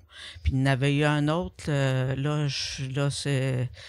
Le nom ne me revient plus, là, mais c'était le 3e vol de sirop d'érable, là, présentement. Le vol, comment que ça marchait, dans le fond, c'est le monde arrivait là, il remplissait un troc de barils, il allait à une autre place, il vidait tout le sirop d'érable des barils, il remplaçait le sirop d'érable par de l'eau, souvent de l'eau d'une rivière. Il se louait un entrepôt à côté d'une rivière, puis il allait ressacrer baril-là. C'est ça, maman? Ben, c'est semblable à ça. Mais ce qui arrive aussi, c'est que, comme les deux autres vols, il n'y avait pas de caméra de surveillance. Il n'y avait rien de ça. Fait que c'était facile pour des voleurs d'embarquer, parce qu'à Sainte-Marie, il n'y avait pas de caméra non plus. Fait que, tu sais, il y avait tout vidé à Sainte-Marie aussi. Là. Puis là, à Saint-Louis-de-Blanford, il n'y avait pas de caméra, il n'y avait rien, il n'y avait pas de système d'alarme, il n'y avait rien. Puis à même cet entrepôt-là, il y avait déjà une manufacture sur autre chose à même, là, qui avait juste une porte qui séparait. Mais ils n'ont pas rapport avec ça, là, mais les autres ne sont pas rendus compte de rien parce que c'était comme un va-et-vient qui prétendait normal. Tu sais, quand ils volent ça, mais qu'est-ce qu'ils font avec? Après ça, ils vont le vendre où, admettons? Ouais. Ou qu'est-ce qu'ils en font? Là, ils partaient un peu partout. Il était comme reconditionné, il était remis dans d'autres barils, puis il shippait dans des taupes aussi, là, qu'ils appellent, là, toques. C'est des grosses... au lieu d'être un baril, c'est comme c'est carré, c'est comme une petite un citerne, gros contenant carré. OK. Celle-là, ça partait un peu partout. Aux États-Unis, je pense? Ben, il y en avait tout partout, ouais. Puis là-dedans, il y avait du monde de Montréal, des personnes de Montréal qui étaient impliquées dans ce vol-là, ça passait par d'autres mains, là. OK. Ouais. Ben, disons qu'il y avait le crime organisé là-dedans, c'est ça? Ouais, ben, en tout cas, je dirais pas le nom, là, mais... Allegedly. Ouais. Puis, c'est combien en tout qui s'était volé, maman? T'en rappelles-tu le montant? C'est 18 millions de livres. Puis c'était combien de la livre? Dans le temps, c'est mêlé à 2 Et que c'est volé à peu près 40 millions de sirop d'érable. Là, je te dirais pas le montant. Là. Je n'ai pas mes feuilles avec moi. Mais à peu près 40 millions. Ouais. Puis... Mais ça, admettons, tu sais, ils volent ça, je veux dire, c'est pas pour leur consommation personnelle. Après ça, là, ils vont quoi? Ils vont voir d'autres acériculteurs. C'est d'autres acériculteurs qui prennent ça et qui vont vendre ça dans les épiceries. Non, c'est pas les acériculteurs, ça n'a pas rapport. C'est un acheteur, il appelait ça des rouleaux de baril, là, qui achetait déjà du sirop avant ça, de producteurs qui voulaient passer à côté du système. Puis là, je vais dire tout de suite à l'avance, j'ai jamais vendu de sirop à cette personne-là. Là. Mais eux autres, après ça, ils partaient avec des vannes. Il y avait loué comme des vannes, des chauffeurs qui étaient impliqués aussi là-dedans, de vannes. Fait que eux autres, ils allaient porter ça à l'extérieur. Il y en a eu aux États-Unis. Si j'explique, dans le fond, il y avait déjà un système de marché noir de sirop d'érable que ma mère, elle appelait les rouleaux de baril. Ouais. Fait que tu sais, quand on parle, souvent, c'était des acériculteurs qui vendaient le sirop à la fédération. Ils savaient que le quota, le surplus, se le ferait jamais voler. Fait qu'ils en vendaient une partie au noir. Il y avait déjà un gros système de noir, de vente au noir au Québec, où c'est que tout le monde achetait. Puis ça, à un moment donné, oui, éventuellement, ça va probablement se retrouver dans les épiceries, mais c'était des acheteurs un peu louches qui revendaient des affaires. C'est un peu comme le vol de char, dans le fond. Non, ça s'est jamais vendu dans les épiceries. OK. Il s'en va, les rouleaux de baril, ils achetaient du sirop au Québec, puis ils allaient le revendre aux États-Unis, ou au Nouveau-Brunswick ou à l'Ontario. Mais fait que ça se vendait pas nécessairement. Là. Mais il y a un rouleau de baril là-dedans que lui, il avait tout le temps eu de la difficulté avec la fédération. Il avait passé en cours et tout ça. Lui, il voulait garder son droit d'acheter du sirop parce que les acheteurs aussi là, sont pris avec le système. Ouais. Ça fait l'affaire à certains acheteurs, les gros, parce qu'ils n'ont pas besoin de commencer à aller à chaque érablière. Bon, je veux acheter ton sirop. Ils s'en vont en fédération, mais les petits rouleaux de baril, eux autres, dans le temps, il avait le droit de vivre. Il pouvait acheter du sirop, aller aux cabanes. Bon, moi, je t'achète toute ta production de sirop pour tant la livre. Fait que il y avait des fois, c'était très payant. Fait que le producteur, s'il voulait s'en débarrasser comme ça de son sirop pour être certain de le vendre, il passait par eux autres. Puis eux autres, et 3/4 du temps, ils payaient tout de suite. Final, il y avait l'argent dans leur poche tout de suite. Fait que ces rouleaux-là de baril, ils allaient leur vendre à des plus gros acheteurs aux États-Unis. C'était surtout aux États-Unis qu'ils allaient, Nouveau-Brunswick, Ontario, pour revendre ce sirop-là. Puis dans le temps, c'était correct, là, il y avait le droit. Mais quand la fédération a décidé de faire un monopole, là, ça fallait qu'ils deviennent acheteurs autorisés. Si tu n'étais pas acheteur autorisé, ben tu étais un fraudeur pour la fédération. Fait que c'est pour ça qu'il s'est développé Fait que il y a des rouleaux de baril qui ça a développé une espèce de marché noir parallèle à la fédération. Oui, c'est ça. Fait que là, lui, il était choqué, cette personne-là, puis contre la fédération parce qu'il était trop poursuivi. Puis il y avait des gros montants d'argent qu'il devait à la fédération. Puis moi, je prétends que c'est à partir de là qu'il a décidé, on va il y a eu des contacts avant, il y a quelqu'un qui l'a contacté pour faire ça, là. C'est ce que j'ai vu durant le procès, là, ce que j'ai entendu durant le procès. Fait que lui, il a embarqué dans cette gamique-là. Puis c'est comme ça parce que il aimait pas la fédération. Fait que lui, il pensait jouer un tour à la fédération, mais mettons... C'était illégal pas mal. C'était pas légal. Pour la fédération, c'était pas légal. Fait que là, c'est un vol, là. C'est pas pareil comme juste rouler les barils, aller acheter du sirop dans un petit producteur, là. Là, il a décidé de rentrer dans les entrepôts puis de prendre des barils de sirop. Mais il était pas tout seul. C'était pas lui la tête. C'était une autre gang plus haut. La vraie tête, c'est jamais fait arrêter, hein, je pense, maman. Ben, il y en a arrêté, là. Il y en a arrêté. Mais à un moment donné, l'enquêteur avait dit, parce qu'il y avait un avocat qui avait posé la question, pourquoi avez-vous été voir plus haut? Parce que ça montait, les échelles montaient. Ouais. Puis à un moment donné, ben là, il n'y avait plus de budget pour aller voir plus haut. Mais le plus haut, nous autres, on se doute pas mal c'était qui, là. OK. Mais on peut pas le dire. On peut pas le dire. Ah, ouais. Wow. OK. Tu sais, toute l'histoire, parce que dans le fond, si je viens à la série de Sticky que Jamie Lee Curtis a faite, tu sais, quand tu fais une série, puis tu fais ça, mettons, basé sur quelqu'un, puis si on l'a vu avec Narcos pis tout, ça peut créer des troubles légaux, puis tu viens qu'à être obligé de donner de l'argent puis des redevances quand tu t'inspires trop de quelque chose, ok? Fait que tu sais, ils diront jamais. Pis tu sais, l'histoire de Sticky, ils font comme si c'était ma mère qui décidait de voler le sirop d'érable. C'est un peu... On l'a pas vu, on l'a pas vu, mais ça ressemble à ça pas mal. Ouais, selon le trailer, on dirait que c'est... J'ai pas volé de sirop. Ma mère a jamais volé. Puis ma mère a tout payé. J'ai été honnête là-dedans. On était un gros groupe. Puis le gros groupe, ça prenait l'avocat, ça prenait une personne qui a été toujours honnête dans tout ça. Puis là, ça avait été moi. Parce que j'ai toujours tout déclaré. T'as payé tes impôts, t'as tout le temps, t'avais ton permis d'exportation du fédéral, t'as tout à fait ça selon les règles du fédéral. Ouais, c'est ça, j'avais la CIA, j'avais mon permis d'exportation de la CIA en plus de ça, c'est fédéral. Puis j'étais toute clean dans mon dossier. Même la fédération disait que j'étais clean dans mon dossier. Je vais dire de quoi, corrige-moi si j'ai tort, mais dans le fond, ta cause là, qui s'est fait... Toi, dans le fond, le but de ton combat, parce qu'au fédéral, tu as le droit d'exporter ton produit de province en province. Fait que toi, tu te battais pour dire, ben dans le fond, la loi fédérale a préséance sur la loi provinciale.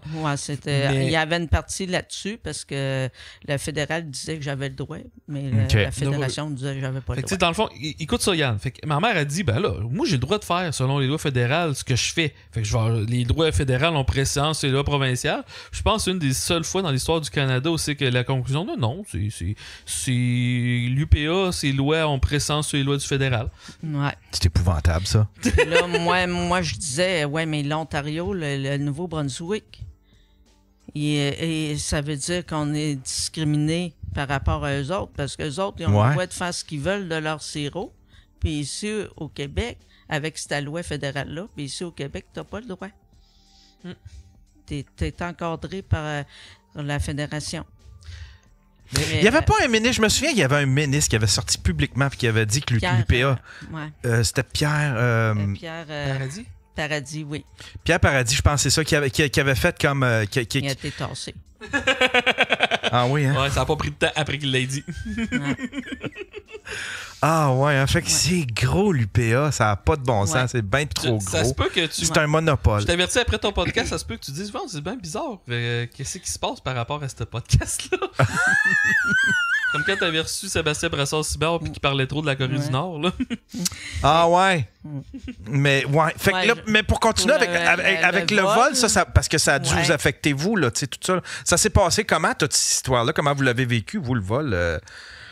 Ben là, moi, j'avais pas de sirop dans ces entrepôts-là. OK. Parce que je me battais.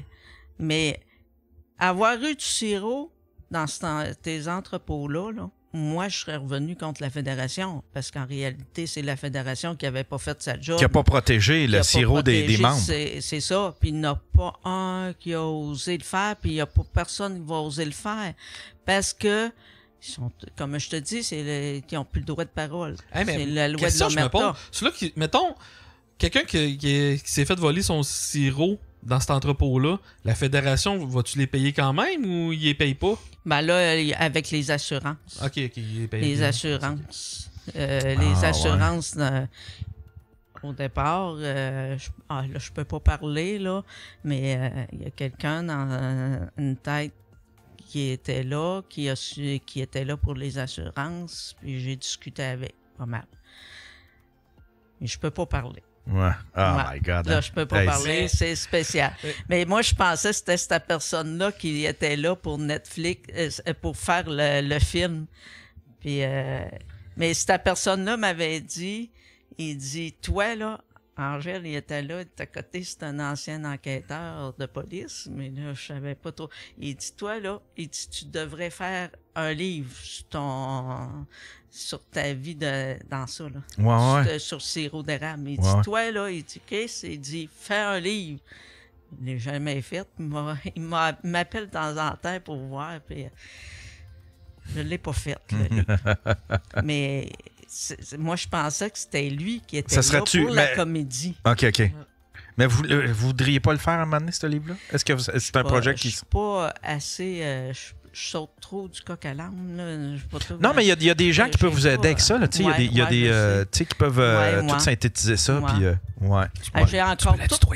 J'ai encore toutes mes affaires, tous mes procès, toutes mes feuilles. Regarde tout, ma mère, j'ai tout gardé parce que j'en ai justement pas. Là. J'ai deux comment qu'on appelle ça, des choses de plastique, là, deux coffres de plastique. Des bacs? Bacs de plastique de poursuite que la Fédération. Wow. À la minute que j'en réglais une, les autres, ils se retournaient de bord, ils en remettaient un autre. Parce que ma mère a gagné beaucoup de procès contre la Fédération, mais il revenait tout le temps. J'ai jamais gagné contre la Fédération. Ah, OK. J'ai jamais gagné parce que la Fédération, c'est trop fort. Ouais, mais ça arrivait que des fois que la Cour te donnait raison, mais qu'ils revenaient tout de suite. Ouais, mais c'est ça. Mais les autres, ils rembarquent tout de suite d'autres choses. Ah, c'est épouvantable. Fait que c'est du harcèlement juridique. C'est du harcèlement juridique. Mais mettons qu'on sort du coq à l'âne et qu'on vient à la série. Ça, ma mère s'en rappelle pas, mais moi, qu'est-ce qui a fait que c'est clairement basé sur ma mère, cette affaire-là, comme ma mère l'a dit plusieurs fois, elle est zéro impliquée dans le vol de sirop d'érable, là. Mais le personnage est basé un peu sur ma mère parce que ton entrevue que tu as faite avec Al Jazeera, là, c'est exactement le même scénario, tu es habillé exactement comme la première image qu'on voit du personnage dans le film. Fait que ils le diront jamais ouvertement, je pense, parce qu'il faudrait probablement qu'ils donnent des redevances ou whatever par rapport à ça. Là. Mais c'est clairement basé sur ma mère. Est-ce qu'ils ont retrouvé les barils? Est-ce qu'ils ont retrouvé les barils volés? Est-ce que ça a juste disparu? Ça a disparu. Là, ils ont été faire une perquisition au Nouveau-Brunswick. Mais lui du Nouveau-Brunswick, si tu regardes sur Netflix, SK Export, il n'a pas été condamné pour le vol de sirop. Il a été condamné pour avoir acheté du sirop au Québec parce que il n'était pas autorisé. Ah! Il y a 1 million. Tu sais, si tu vas voir sur Netflix, l'avocat de la Couronne le dit. Que l'enquêteur, l'avocat de la Couronne, là, il le dit sur Netflix que SK Export a été jugé pour d'avoir acheté du sirop au Québec. Ça, c'est criminel, selon la loi. Sans avoir de permis. Ça, c'est criminel au pays de la loi. C'est criminel. Toutes les... Regarde, moi, mes amendes montaient au-dessus de 300 000. Mais eux autres, là, lui du Nouveau-Brunswick, là, c'était 1 million. Pour avoir acheté du sirop au Québec. Il n'y a pas un acheteur en dehors du Québec et du Québec qui peut venir acheter du sirop au Québec sans être autorisé. Sauf que là, lui, il y a une poursuite, mais il y a une poursuite, faut qu'il passe. C'est au fédéral, il faut que ce soit poursuivi au fédéral parce qu'il est dans une autre province, c'est ça? Oui, mais là, il a gagné, là, à venir jusqu'à date, il gagne, mais la fédération, lui, exige d'avoir. Il exige encore, ça a été vendu, là, la compagnie, puis il exige à la personne qui a acheté de payer l'amende que SK Export avait, parce que sans ça, ils veulent saisir les biens. Une compagnie du Québec qui veulent saisir pour un conflit provincial, qui veulent saisir de quoi en dehors du Québec. Même toi.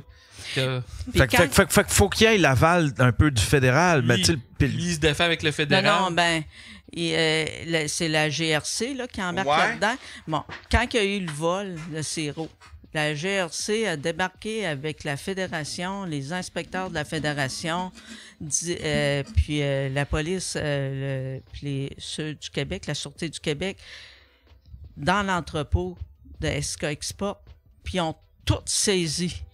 Que ce soit du sirop du Nouveau-Brunswick ou du Québec, ils n'ont pas regardé, ils ont tout ramassé, puis ils ont emmené ça dans les entrepôts au Québec. Même le sirop du Nouveau-Brunswick, parce que c'est un acheteur honnête, ça là. Mais lui, le voleur qui avait volé le sirop, ça faisait plusieurs années qu'il vendait du sirop au Nouveau-Brunswick à cet acheteur-là. Puis lui, il s'est pas plus méfié que d'habitude, là, parce qu'il en achetait du sirop. Puis le rouleau de baril, là, dans le temps, avant qu'il fasse le vol, il achetait le sirop des petits producteurs. Il allait leur vendre là. Il en vendait une partie là. Ouais. Fait que là, lui, il s'est pas méfié. Il pensait que c'était encore ça, là. Mais c'était... parce que ce rouleau de baril-là, il a éparpillé ce sirop-là, volé un peu partout, là. Puis il a été dans le livret là. Mais pour lui, parce que la fédération n'était pas aimée dans le temps, là, trop tôt, là. Fait qu'elle en avait plusieurs, parce que le hors-quota, vu qu'il n'était pas payé, il y en avait plusieurs qui l'envoyaient en arrière, en dessous de la table, là. Ouais. Fait que lui, il s'est pas méfié de ça. Fait qu'il a embarqué dans l'histoire du vol de cette façon-là. Fait que là, lui, il a été obligé de se prendre des avocats puis tout ça, là. Puis il est rendu au-dessus de 80 quelques années, puis c'est pas fini. Il exige encore, la fédération veut le faire payer, même s'il gagne, il retourne pareil en cours, il se trouve d'autres choses. Fait que là, quand la GRC, si je reviens au départ, quand il a été faire la saisie, il y avait tout le sirop des Québécois. Fait que là-dessus, il y avait tous les noms avec les numéros qui avaient été portés du sirop. Fait que nous autres, en cours, là, on était assis, là, puis il y avait une télévision, puis tu voyais ça tout défiler parce qu'il avait tout ramassé, la fédération avait tout ramassé les papiers de SK Export. Fait que là, on savait tout qui passait du sirop à côté du système. Parce que ça se défilait comme ta TV. Tu voyais tous les noms des producteurs. Il y en avait de tout partout au Québec, même dans mon coin. Puis qui disait jamais qu'il avait vendu sirop en dessous de la table. Là, tu les voyais tous défiler. Là, ils étaient tous fâchés après SK Export. Ils ont dit, tu nous as dénoncé, tout ça. C'est pas SK Export qui l'a dénoncé. C'est la fédération avec la GRC qui a été tout chercher les papiers chez SK Export.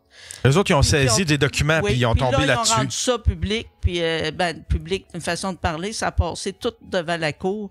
Fait que la fédération, eux autres, ils voulaient se débarrasser de SK Export parce que ça les nuisait, parce qu'ils savaient qu'il y avait plusieurs qui allaient porter le sirop là. C'était une belle façon de se débarrasser de SK Export en l'embarquant dans le vol.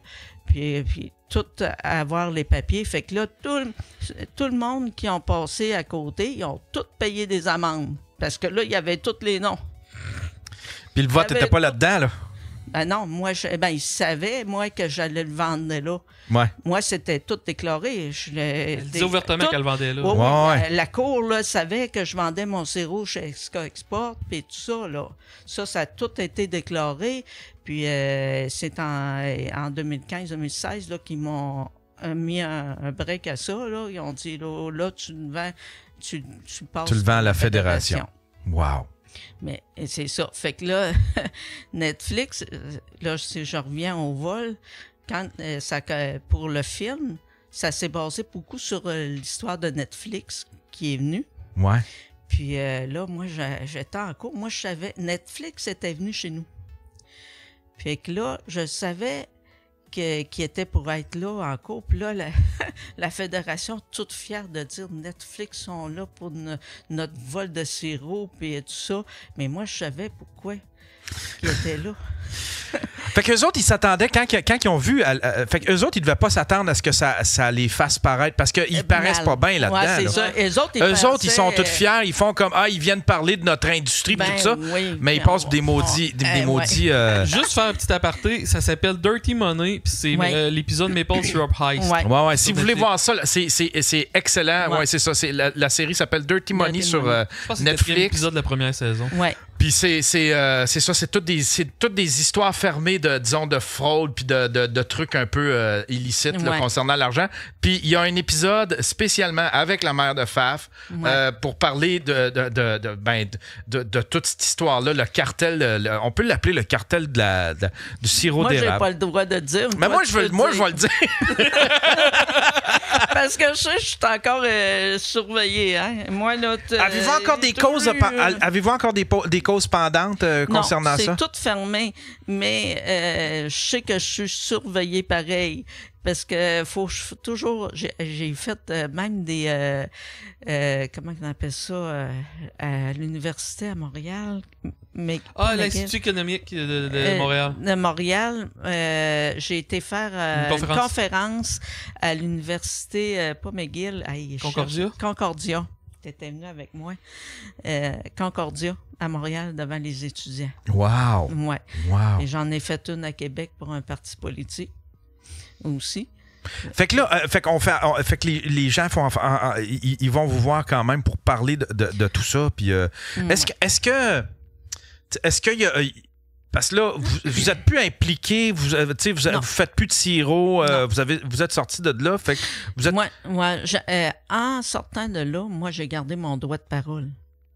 Ouais, OK. Parce que ils me doivent pas de l'argent. Et parce que tant qu'ils doivent de l'argent aux producteurs aussi, puis qu'ils peuvent reculer 10 ans, 15 ans en arrière, là, moi, ils peuvent plus. Là, le dossier il est clos. Il est fermé. Tout est fermé, puis vous n'êtes plus dans le business, fait que vous pouvez dire ce que vous voulez, puis ils n'ont plus de levier sur vous. Je peux dire à peu près ce que je veux, mais je suis surveillé pareil parce que ils savent que je les aime pas plus. Là. Ouais. Mais est-ce qu'il y a beaucoup... Est-ce qu'il se passe encore des affaires? Est-ce qu'il y a d'autres producteurs qui ont le goût de sortir de là puis qui ont le goût de se battre pour ça? Parce que, tu sais... Je vais te compter de quoi, maman, puis tu m'arrêteras si je vais trop loin, mais il y a du monde, on connaît du monde qui ont décidé de déménager en Nouveau-Brunswick, sortir de là. La fédération, on les a... Ah, tu veux pas que j'aille là? Ben, on peut y aller. Je dirais pas les noms, mais... Il y a 2 personnes, un couple qui s'est suicidé. Non. Mais, moi, je sais le fond de l'histoire, mais j'ai pas le droit de le dire. C'est relié à tout ça? Ben, on n'a pas le droit de le dire. On n'a pas le droit de le dire. Okay. Mettons que... On peut poser des questions. On a le droit de se poser des questions. Ouais, mais... j'ai vu la lettre, moi. Mais je peux pas parler. La lettre de suicide. Wow. OK. Je peux pas parler. C'est... Mais, tu sais, quand ma mère disait... Tu sais, des fois, ils nous filmaient. On faisait du fucking sirop d'érable, là. Il y avait rien...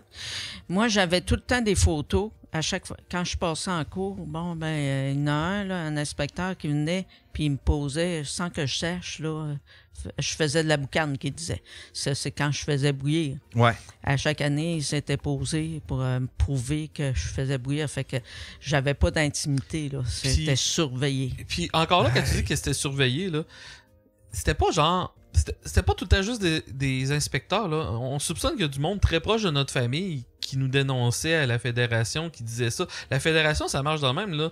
Ben, ça marche... OK, je veux pas dire que ça marche de même, mais tu sais, des organisations qu'on soupçonne qui sont de même, t'as pas besoin d'un inspecteur tout le temps non plus. Tu peux appeler, hey, surveille donc telle personne. Ouais, mais pourquoi je ferais ça? Ben, on a du leverage sur toi. Ouais, ben, regarde, mettons que...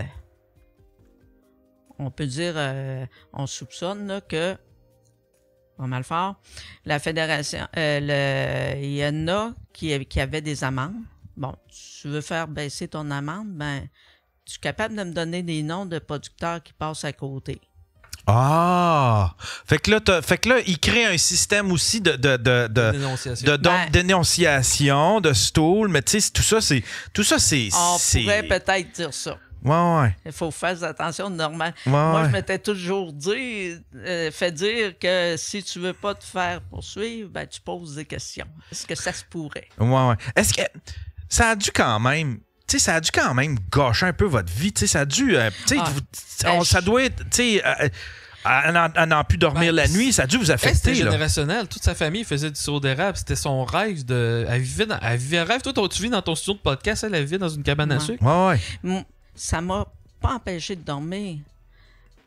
Mais j'ai ragé en s'il vous plaît, par exemple, parce que, tu sais, tu fais un métier, tu fais du sirop d'érable. C'est pas de la drogue, c'est honnête. Ouais. Et puis, t'es poursuivi pire que quelqu'un qui fait... Tes amendes sont beaucoup plus hautes que si tu ferais de la drogue. Ouais. Là, nous autres, à un moment donné, on disait, on va faire de la prison au lieu d'aller de payer l'amende. Non. Tu payes l'amende, tu n'as pas le droit de faire, tu peux pas faire de la prison parce que c'est pas c'est comment dire, c'est en cour civile que tu passes. Ouais. Fait que là, tu peux pas faire de prison quand tu vas en cour civile. Fait que là, ben, tu payes l'amende, tu perds tout. Il y en a qui ont tout perdu, là. Il y en a qui ont perdu leur maison, ils ont tout perdu, là. Là-dessus, là. Parce que tu voulais juste avoir la liberté de produire ton sirop d'érable toi-même, puis le vendre à qui que tu veux, être ton propre entrepreneur et non une fédération qui est ton boss en réalité. Toi, tu vas faire les paiements de ton érablière, puis nous autres, on va décider comment qu'on va te donner pour ton sirop, puis comment qu'on va te payer par année pour ton sirop. C'est comme ça que ça marche. Là, présentement, c'est rendu, plus ça va, plus c'est des grosses érablières. Pour être capable de vivre avec ça, comme moi, 8000 en terre, là, oublie ça, là, tu vis pas. Avec ça, tu fais pas vivre une famille, mais il faut que tu sois 50 000 et plus pour être capable de vivre un peu de ça. Ben oui. Fait qu'ils ont créé un système où est-ce que là, c'est des méga-industries. Il ne faut pas que ça tombe. Il faut qu'ils se vendent le sirop d'érable. Là. La Chine, puis tout ça, présentement, tu sais, ça brasse. Ben ouais. Là. Tant que ça se vend, c'est correct. Mais si la Chine décide du jour au lendemain, c'est un des plus gros acheteurs de sirop avec les États-Unis, de ne plus l'acheter à cause des conflits, ces grosses érablières-là, ils vont faire quoi? Ouais. Puis je suis certaine qu'au travers, il y en a qui travaillent à côté. Oui, parce qu'ils soutiennent une industrie. Là, on est chanceux parce que les Chinois en veulent, les Américains en veulent. Ouais. Mais si, admettons, je sais pas, un jour, il y a un scandale, je sais pas, admettons comme l'amiante ou n'importe quoi, ou puis que là, les pays ferment la vente. Ou il y a un embargo contre la Chine. Un embargo, hein, exactement. Ça peut mettre... là, c'est des méga-industries qu'eux autres, ils vont manger la claque. Tandis que les plus petits, eux autres, ils vont pouvoir... C'est presque juste un hobby, fait que... Faut qu'ils soient petits ou gros. Ouais, c'est l'entre-deux ne fait pas d'argent présentement avec ça. Ouais, en tout cas. Mais tu sais, ça devait mettre un poids sur... Tu sais, ça devait vous créer un stress à part... Tu sais, à travers ça, faut vous occupiez... Mon père a fait de crise de cœur à cause de ça. Ben, oui, mais tu sais, c'est l'idée que... Une chance que lui travaillait à côté, parce que c'était impossible d'arriver, là. Mais, tu sais... Ouais. Tout ce... La fédération s'arrangeait pour qu'on fasse d'argent. Mais la question que Yann te pose, maman, c'est jusqu'à quel point que ça t'a stressé toutes ces démarches-là? Tu sais, parce que, à n'en plus dormir la nuit, à se sentir surveillé, ça devait être stressant, là, travailler, vouloir faire son métier, là, tu sais. Ah, c'était le jour le pire. La nuit, c'était le jour le pire, parce que là, je me disais, bon, ils sont-ils cachés à quelque part, là, pour me surveiller? Ils me suivent-tu à quelque part? Parce qu'à chaque fois que vous arriviez en cours, eux autres, il y avait des photos de vous au loin qui faisaient, avec de la boucane ou qui étaient en train d'entailler, puis là, ils disaient, regardez, elle est en train de produire. Mais regarde, quand que je te disais tantôt, les deux détectives, là, ils filmaient puis ils posaient, puis j'étais avec ma petite fille dehors. Là, qui était gravement malade. Qui était gravement malade, là. C'était... Ça, là, c'est ça qui me choquait, là. Il dit, t'as plus d'intimité. Hey. Ils ont même pas de cœur. Ça n'a pas de cœur, ce monde-là. Un matin, ma mère m'appelle en catastrophe. Il faut que tu viennes à la cabane. Puis tout, là, nos voisins cultivateurs étaient venus sacrer le tracteur dans notre allée pour empêcher les gars de la fédération de rentrer. Tu t'en rappelles-tu? Là?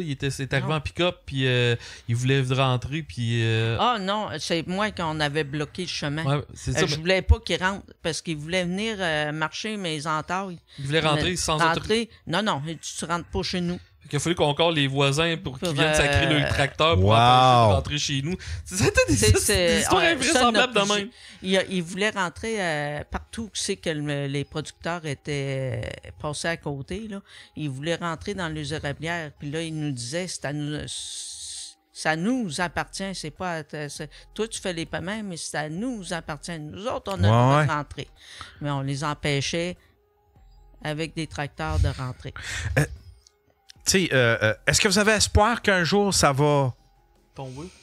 Que ça va, tu sais, qu'à un moment donné, il va y avoir un écœur en titre? Parce que, tu sais, ça reste quand même une poignée de gens. Ouais. Là, ils ont beaucoup de pouvoir parce que probablement qu'ils ont comment je pourrais dire ça? Ils ont corrompu un système, mais ça reste une petite poignée de gens. J'imagine que les producteurs agricoles, les producteurs acéricoles, j'imagine qu'à un moment donné, ils vont se tanner, puis ils vont faire comme on est tanné, là, parce que ça parle beaucoup. L'UPA, ils n'ont pas une bonne réputation, même dans le civil, admettons, parmi nous autres qui ne connaissent rien là-dedans, on sait que c'est une mafia. Là. Mais là, faut-tu te dire, la fédération, là-dedans, là, il n'y a pas de producteurs, ça. La fédération, c'est des cravates, là, c'est ça, dans des bureaux à Longueuil. Okay? C'est ça, mais c'est une poignée versus, admettons... Eux autres ne veulent pas perdre le salaire. Fait qu'ils s'arrangent avec les avocats. Puis qui paye tout ça? C'est tous les producteurs. Les salaires? Payent les avocats. C'est ça. Tu oublies que les salaires, maman, on a-tu le droit de le dire? À un moment donné, là, présentement, je ne sais pas. Mais je sais qu'à un moment donné, le président de la Fédération gagnait plus cher que le premier ministre du Québec. Mais là, vois-tu, c'est une roue qui tourne. OK? Là, tout le monde, la plupart du monde, il y en a une gang, là, sauf les purs et durs de la Fédération, et ont tous fait des arrangements à l'amiable. OK? Fait que là, le dossier, il est jamais clos. Il reste toujours ouvert. Parce que si un jour, ils se rendent compte, soit que tu parles trop ou que tu t'entailles plus que d'habitude puis que tu n'as pas le droit, on peut te poursuivre. Mais là, tu vas donner le montant au complet. Fait que là, tout le monde se ferme la boîte. Fait que là, la fédération aussi, là-dedans, ne paye pas tout le sirop au complet. Fait que là, il y a tout le temps de l'argent dans la fédération. Fait que là, c'est une roue qui a tourné. Puis là, tout le monde est pris dans l'engrenage. OK? Tout le monde est pris avec des gros paiements parce que c'est rendu cher, des érablières, là, puis tout l'entretien de ça. Puis la fédération lui doit de l'argent. Fait qu'on peut plus lâcher, on peut pas parler contre eux autres parce qu'on va perdre l'argent que la fédération nous doit, puis on peut faire faillite. Puis avec tout ce qu'on a d'investi, on va tout perdre, là. On va tourner dans le chemin. Fait que là, l'engrenage est tout pris là. C'est tout pogné, là. Il n'y a plus personne qui va vouloir parler, puis ça va rester comme ça. C'est de valeur à dire, il faut que le sirop d'érable tombe dans les autres pays pour qu'ils arrêtent d'en acheter pour que ça tombe, la fédération. Mais admettons, les servira plus à rien. Mais si admettons, les acériculteurs disent une année, nous autres, on ne produit pas, tu sais, il faut que tout ce monde-là se trouve une job, admettons, pendant 1 an, 2 ans. Mais si, admettons, ils se réunissaient et ils disaient, nous autres, on n'en fait plus de. Arrangez-vous avec vos réserves, puis ça pourrait faire tomber un système aussi, tu sais. Ils n'embarqueront jamais tout parce que c'est rendu trop gros. Comme je te dis, là, il y a des gros acériculteurs qu'eux autres, là, il faut que ça rentre l'argent. Mais tu sais, admettons, puis là, la classe politique, tu sais, admettons, là, justement, Pierre Paradis, ça ne tente pas là, de s'impliquer là-dedans. Tu sais, il l'a vu comment c'était rongé de l'intérieur, puis tout. Pis... là, lui, il a reculé parce que c'est son histoire, comment que ça s'est viré. Puis son frère, il était au fédéral. Il nous a aidés, nous aussi, son frère, mais je peux plus dire son nom, je me souviens plus. Mais c'est le frère à Pierre Paradis. Il nous a aidés aussi pour l'histoire, pour nos permis d'exportation du fédéral. Fait que tout ça. Mais en tout cas, moi, ce que je vois présentement, c'est que tant que la Chine et les États-Unis vont avoir besoin du sirop au Québec, l'engrenage va rester poigné comme ça. Il n'y a plus l'entre-deux. C'est des petits qu'eux autres peuvent vendre en petits contenants ou les gros, c'est impossible. Parce que du moins, dans le documentaire qu'on voit sur Netflix, là, on voit qu'il y a une personne ou 2 qui emmènent large et très, très large. Tu sais, là. Oui. On dirait quasiment que... Ouais, on dirait que c'est ces 2-3-là qui mènent tout le bateau de tout ça. Oui, puis quand tu les entends parler, là, on se fait descendre d'aplomb. On est des récalcitrants. On est tous. Fait qu'ils rentrent ça dans la tête du monde. Ouais. Hey, c'est pas des bonnes personnes, les autres, là, et c'est des récalcitrants. On passe quasiment pour des voleurs, pareil, vis-à-vis de la population. Mais ça reste que j'ai eu beaucoup de personnes qui m'appelaient pour m'appuyer, dire hey, continue, là, puis tout ça. Mais je reviens, hey, je passe encore du coq à l'âne. L'âne? Non, c'est pas grave. Du coq au chevreuil. En tout cas, quelque part là-dedans. Netflix, quand il avait été pour le vol, quand il était à Trois-Rivières, ça s'est tout déroulé à Trois-Rivières. Puis, à un moment donné, ça, c'était la deuxième fois qu'il venait. Et il m'avait dit, après la journée du procès, toi puis ton acheteur, SK Export, on a loué un restaurant, puis on veut vous filmer ensemble.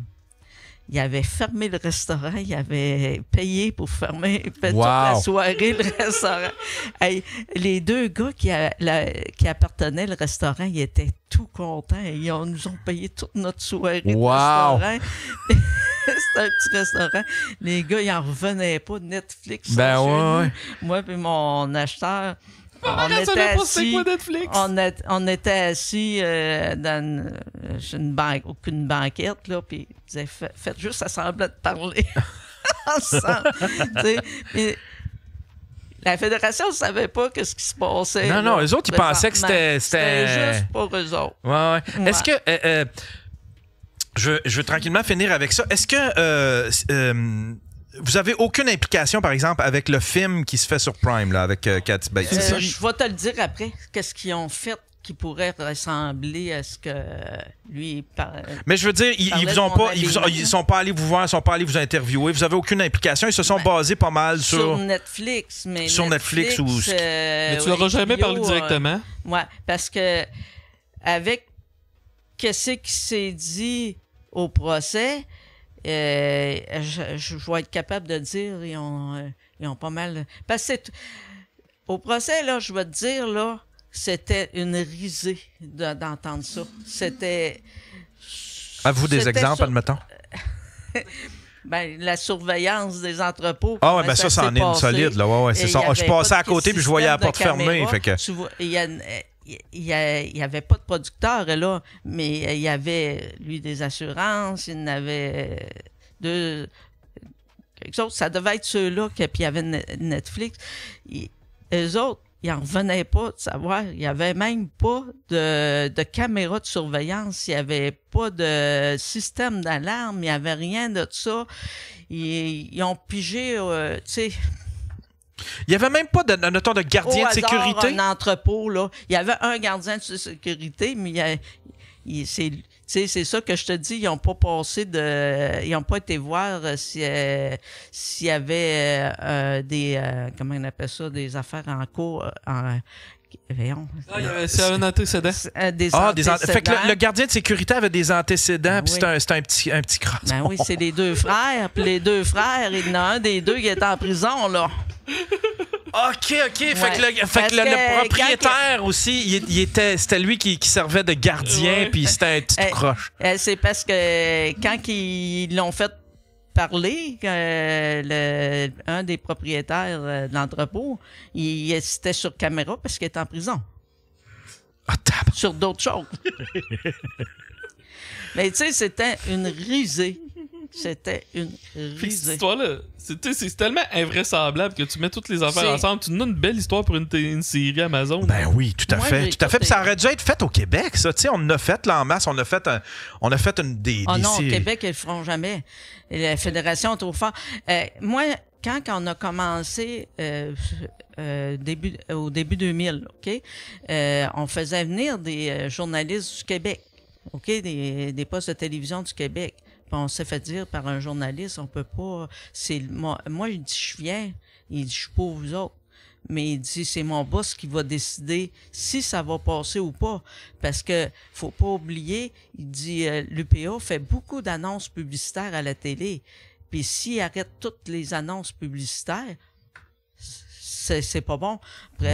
C'est pas bon pour les postes de télévision. Là, parce que présentement, là, ils en font là, pour le lait, ils en font pour les œufs, ils en font pour le porc, tout ça. Fait qu'ils arrêtent tout ça. C'est de l'argent qui rentre pas pour les postes de télévision au Québec. Fait qu'eux autres, eux autres pourront jamais faire de film là-dessus. Mais si tu t'en vas au Nouveau-Brunswick, tu t'en vas en Ontario. Moi, l'Ontario, quand t'avais le Toronto Star, puis l'autre, hey, Caroline, Peter Bauer, là.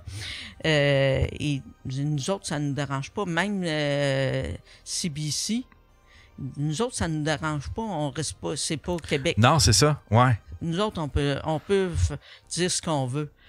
Mais au Québec, on peut pas. Ils peuvent pas ici, là, parce qu'il y a trop d'annonces. Les annonces sont juste au Québec. Ouais. C'est eux autres. Et quand que je te dis c'est une pieuvre, l'UPA. Des tentacules tout partout. Tout partout. Fait que tu peux pas...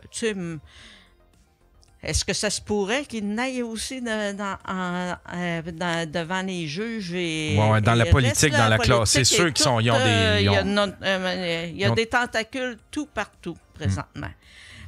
Fait que c'est ça qui est spécial. L'as-tu trouvé? Non, j'ai pas trouvé. Peter Ton micro est fermé. Non, j'ai pas trouvé. Mais, tu sais, si je fais une boucle, au début, tu demandais comment on peut être arrivé à un système de même. Écoute, n'importe qui. Il y a plein de reportages sur des vieilles personnes qui ont réussi à sortir de la Corée du Nord, OK? Puis c'est tout à la même affaire. Puis on perdait cette petite liberté-là, puis on se disait, c'est pas si pire, c'est juste ça. Là, on perdait là, cette petite liberté-là, c'est pas si pire, c'est juste ça. Ouais, c'est le principe de la grenouille que tu fais bouillir. Là, là. Si t'as pitch dans l'eau bouillante, mais si tu pars l'eau tranquillement... elle s'en rendra pas compte. Là, je vois qu'il y a quelqu'un qui dit à quoi sert la Fédération. La Fédération, elle s'en était tenue comme c'était dans les années 90, c'était de prendre le surplus, le sirop de producteurs qui n'était pas capable de le vendre lui-même à l'extérieur ou à un acheteur du Québec, c'était correct. Et les autres, avec le gouvernement il donnait comme une subvention pour payer ces producteurs-là. Puis quand la Fédération vendait le sirop, la Fédération payait le gouvernement. Tu sais, c'était comme un prêt. Fait que ça, c'était correct. Mais présentement, c'est plus correct parce que là, c'est la Fédération qui est le boss. En même temps, elle n'était pas boss. Elle aidait les producteurs dans le temps. Mais plus là. Là, c'est le boss. Merci d'être venu. C'était vraiment crime. C'est toute une histoire. C'en est choquant, Sophie, de regarder ça. C'est choquant. On essaye de raccourcir ça, là, mais quand que les journalistes venaient, là, j'étalais tout ça. Tu veux avoir mon histoire? Tu l'as toute. C'était ma grande table de cuisine. Elle était grande. C'était plein de poursuites. Tu vas tout lire mon histoire de comment que ça s'est passé. Mais là, t'as pas répondu à la grosse question malgré tout, maman. T'es-tu fier de ton gars? Ouais, t'es-tu fier de ton gars? Oui. Il y a de quoi être fier, hein? Mes enfants, puis mon gars aussi. T'aurais-tu pensé que je serais devenu humoriste un jour? Pas ben, mais... la seule chose, c'est qu'ils étaient un raconteur d'histoire. Ça, je peux dire, ça, il a tout le temps été. À maternelle, je vais raconter une anecdote sur lui. À un moment donné, après Pâques, il rentre, l'école recommence, il avait eu les vacances de Pâques. Puis là, le professeur me connaissait, il m'appelle, il dit « Angèle, ça se peut...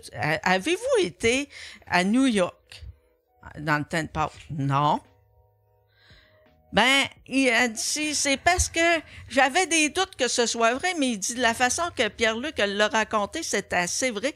Il avait raconté comme ça de quoi qu'on avait passé la fin de semaine à New York, puis la professeure, elle l'avait pratiquement écrit. Elle m'avait appelé pour savoir si c'était vrai ou pas vrai. Ça, il est un raconteur d'histoire.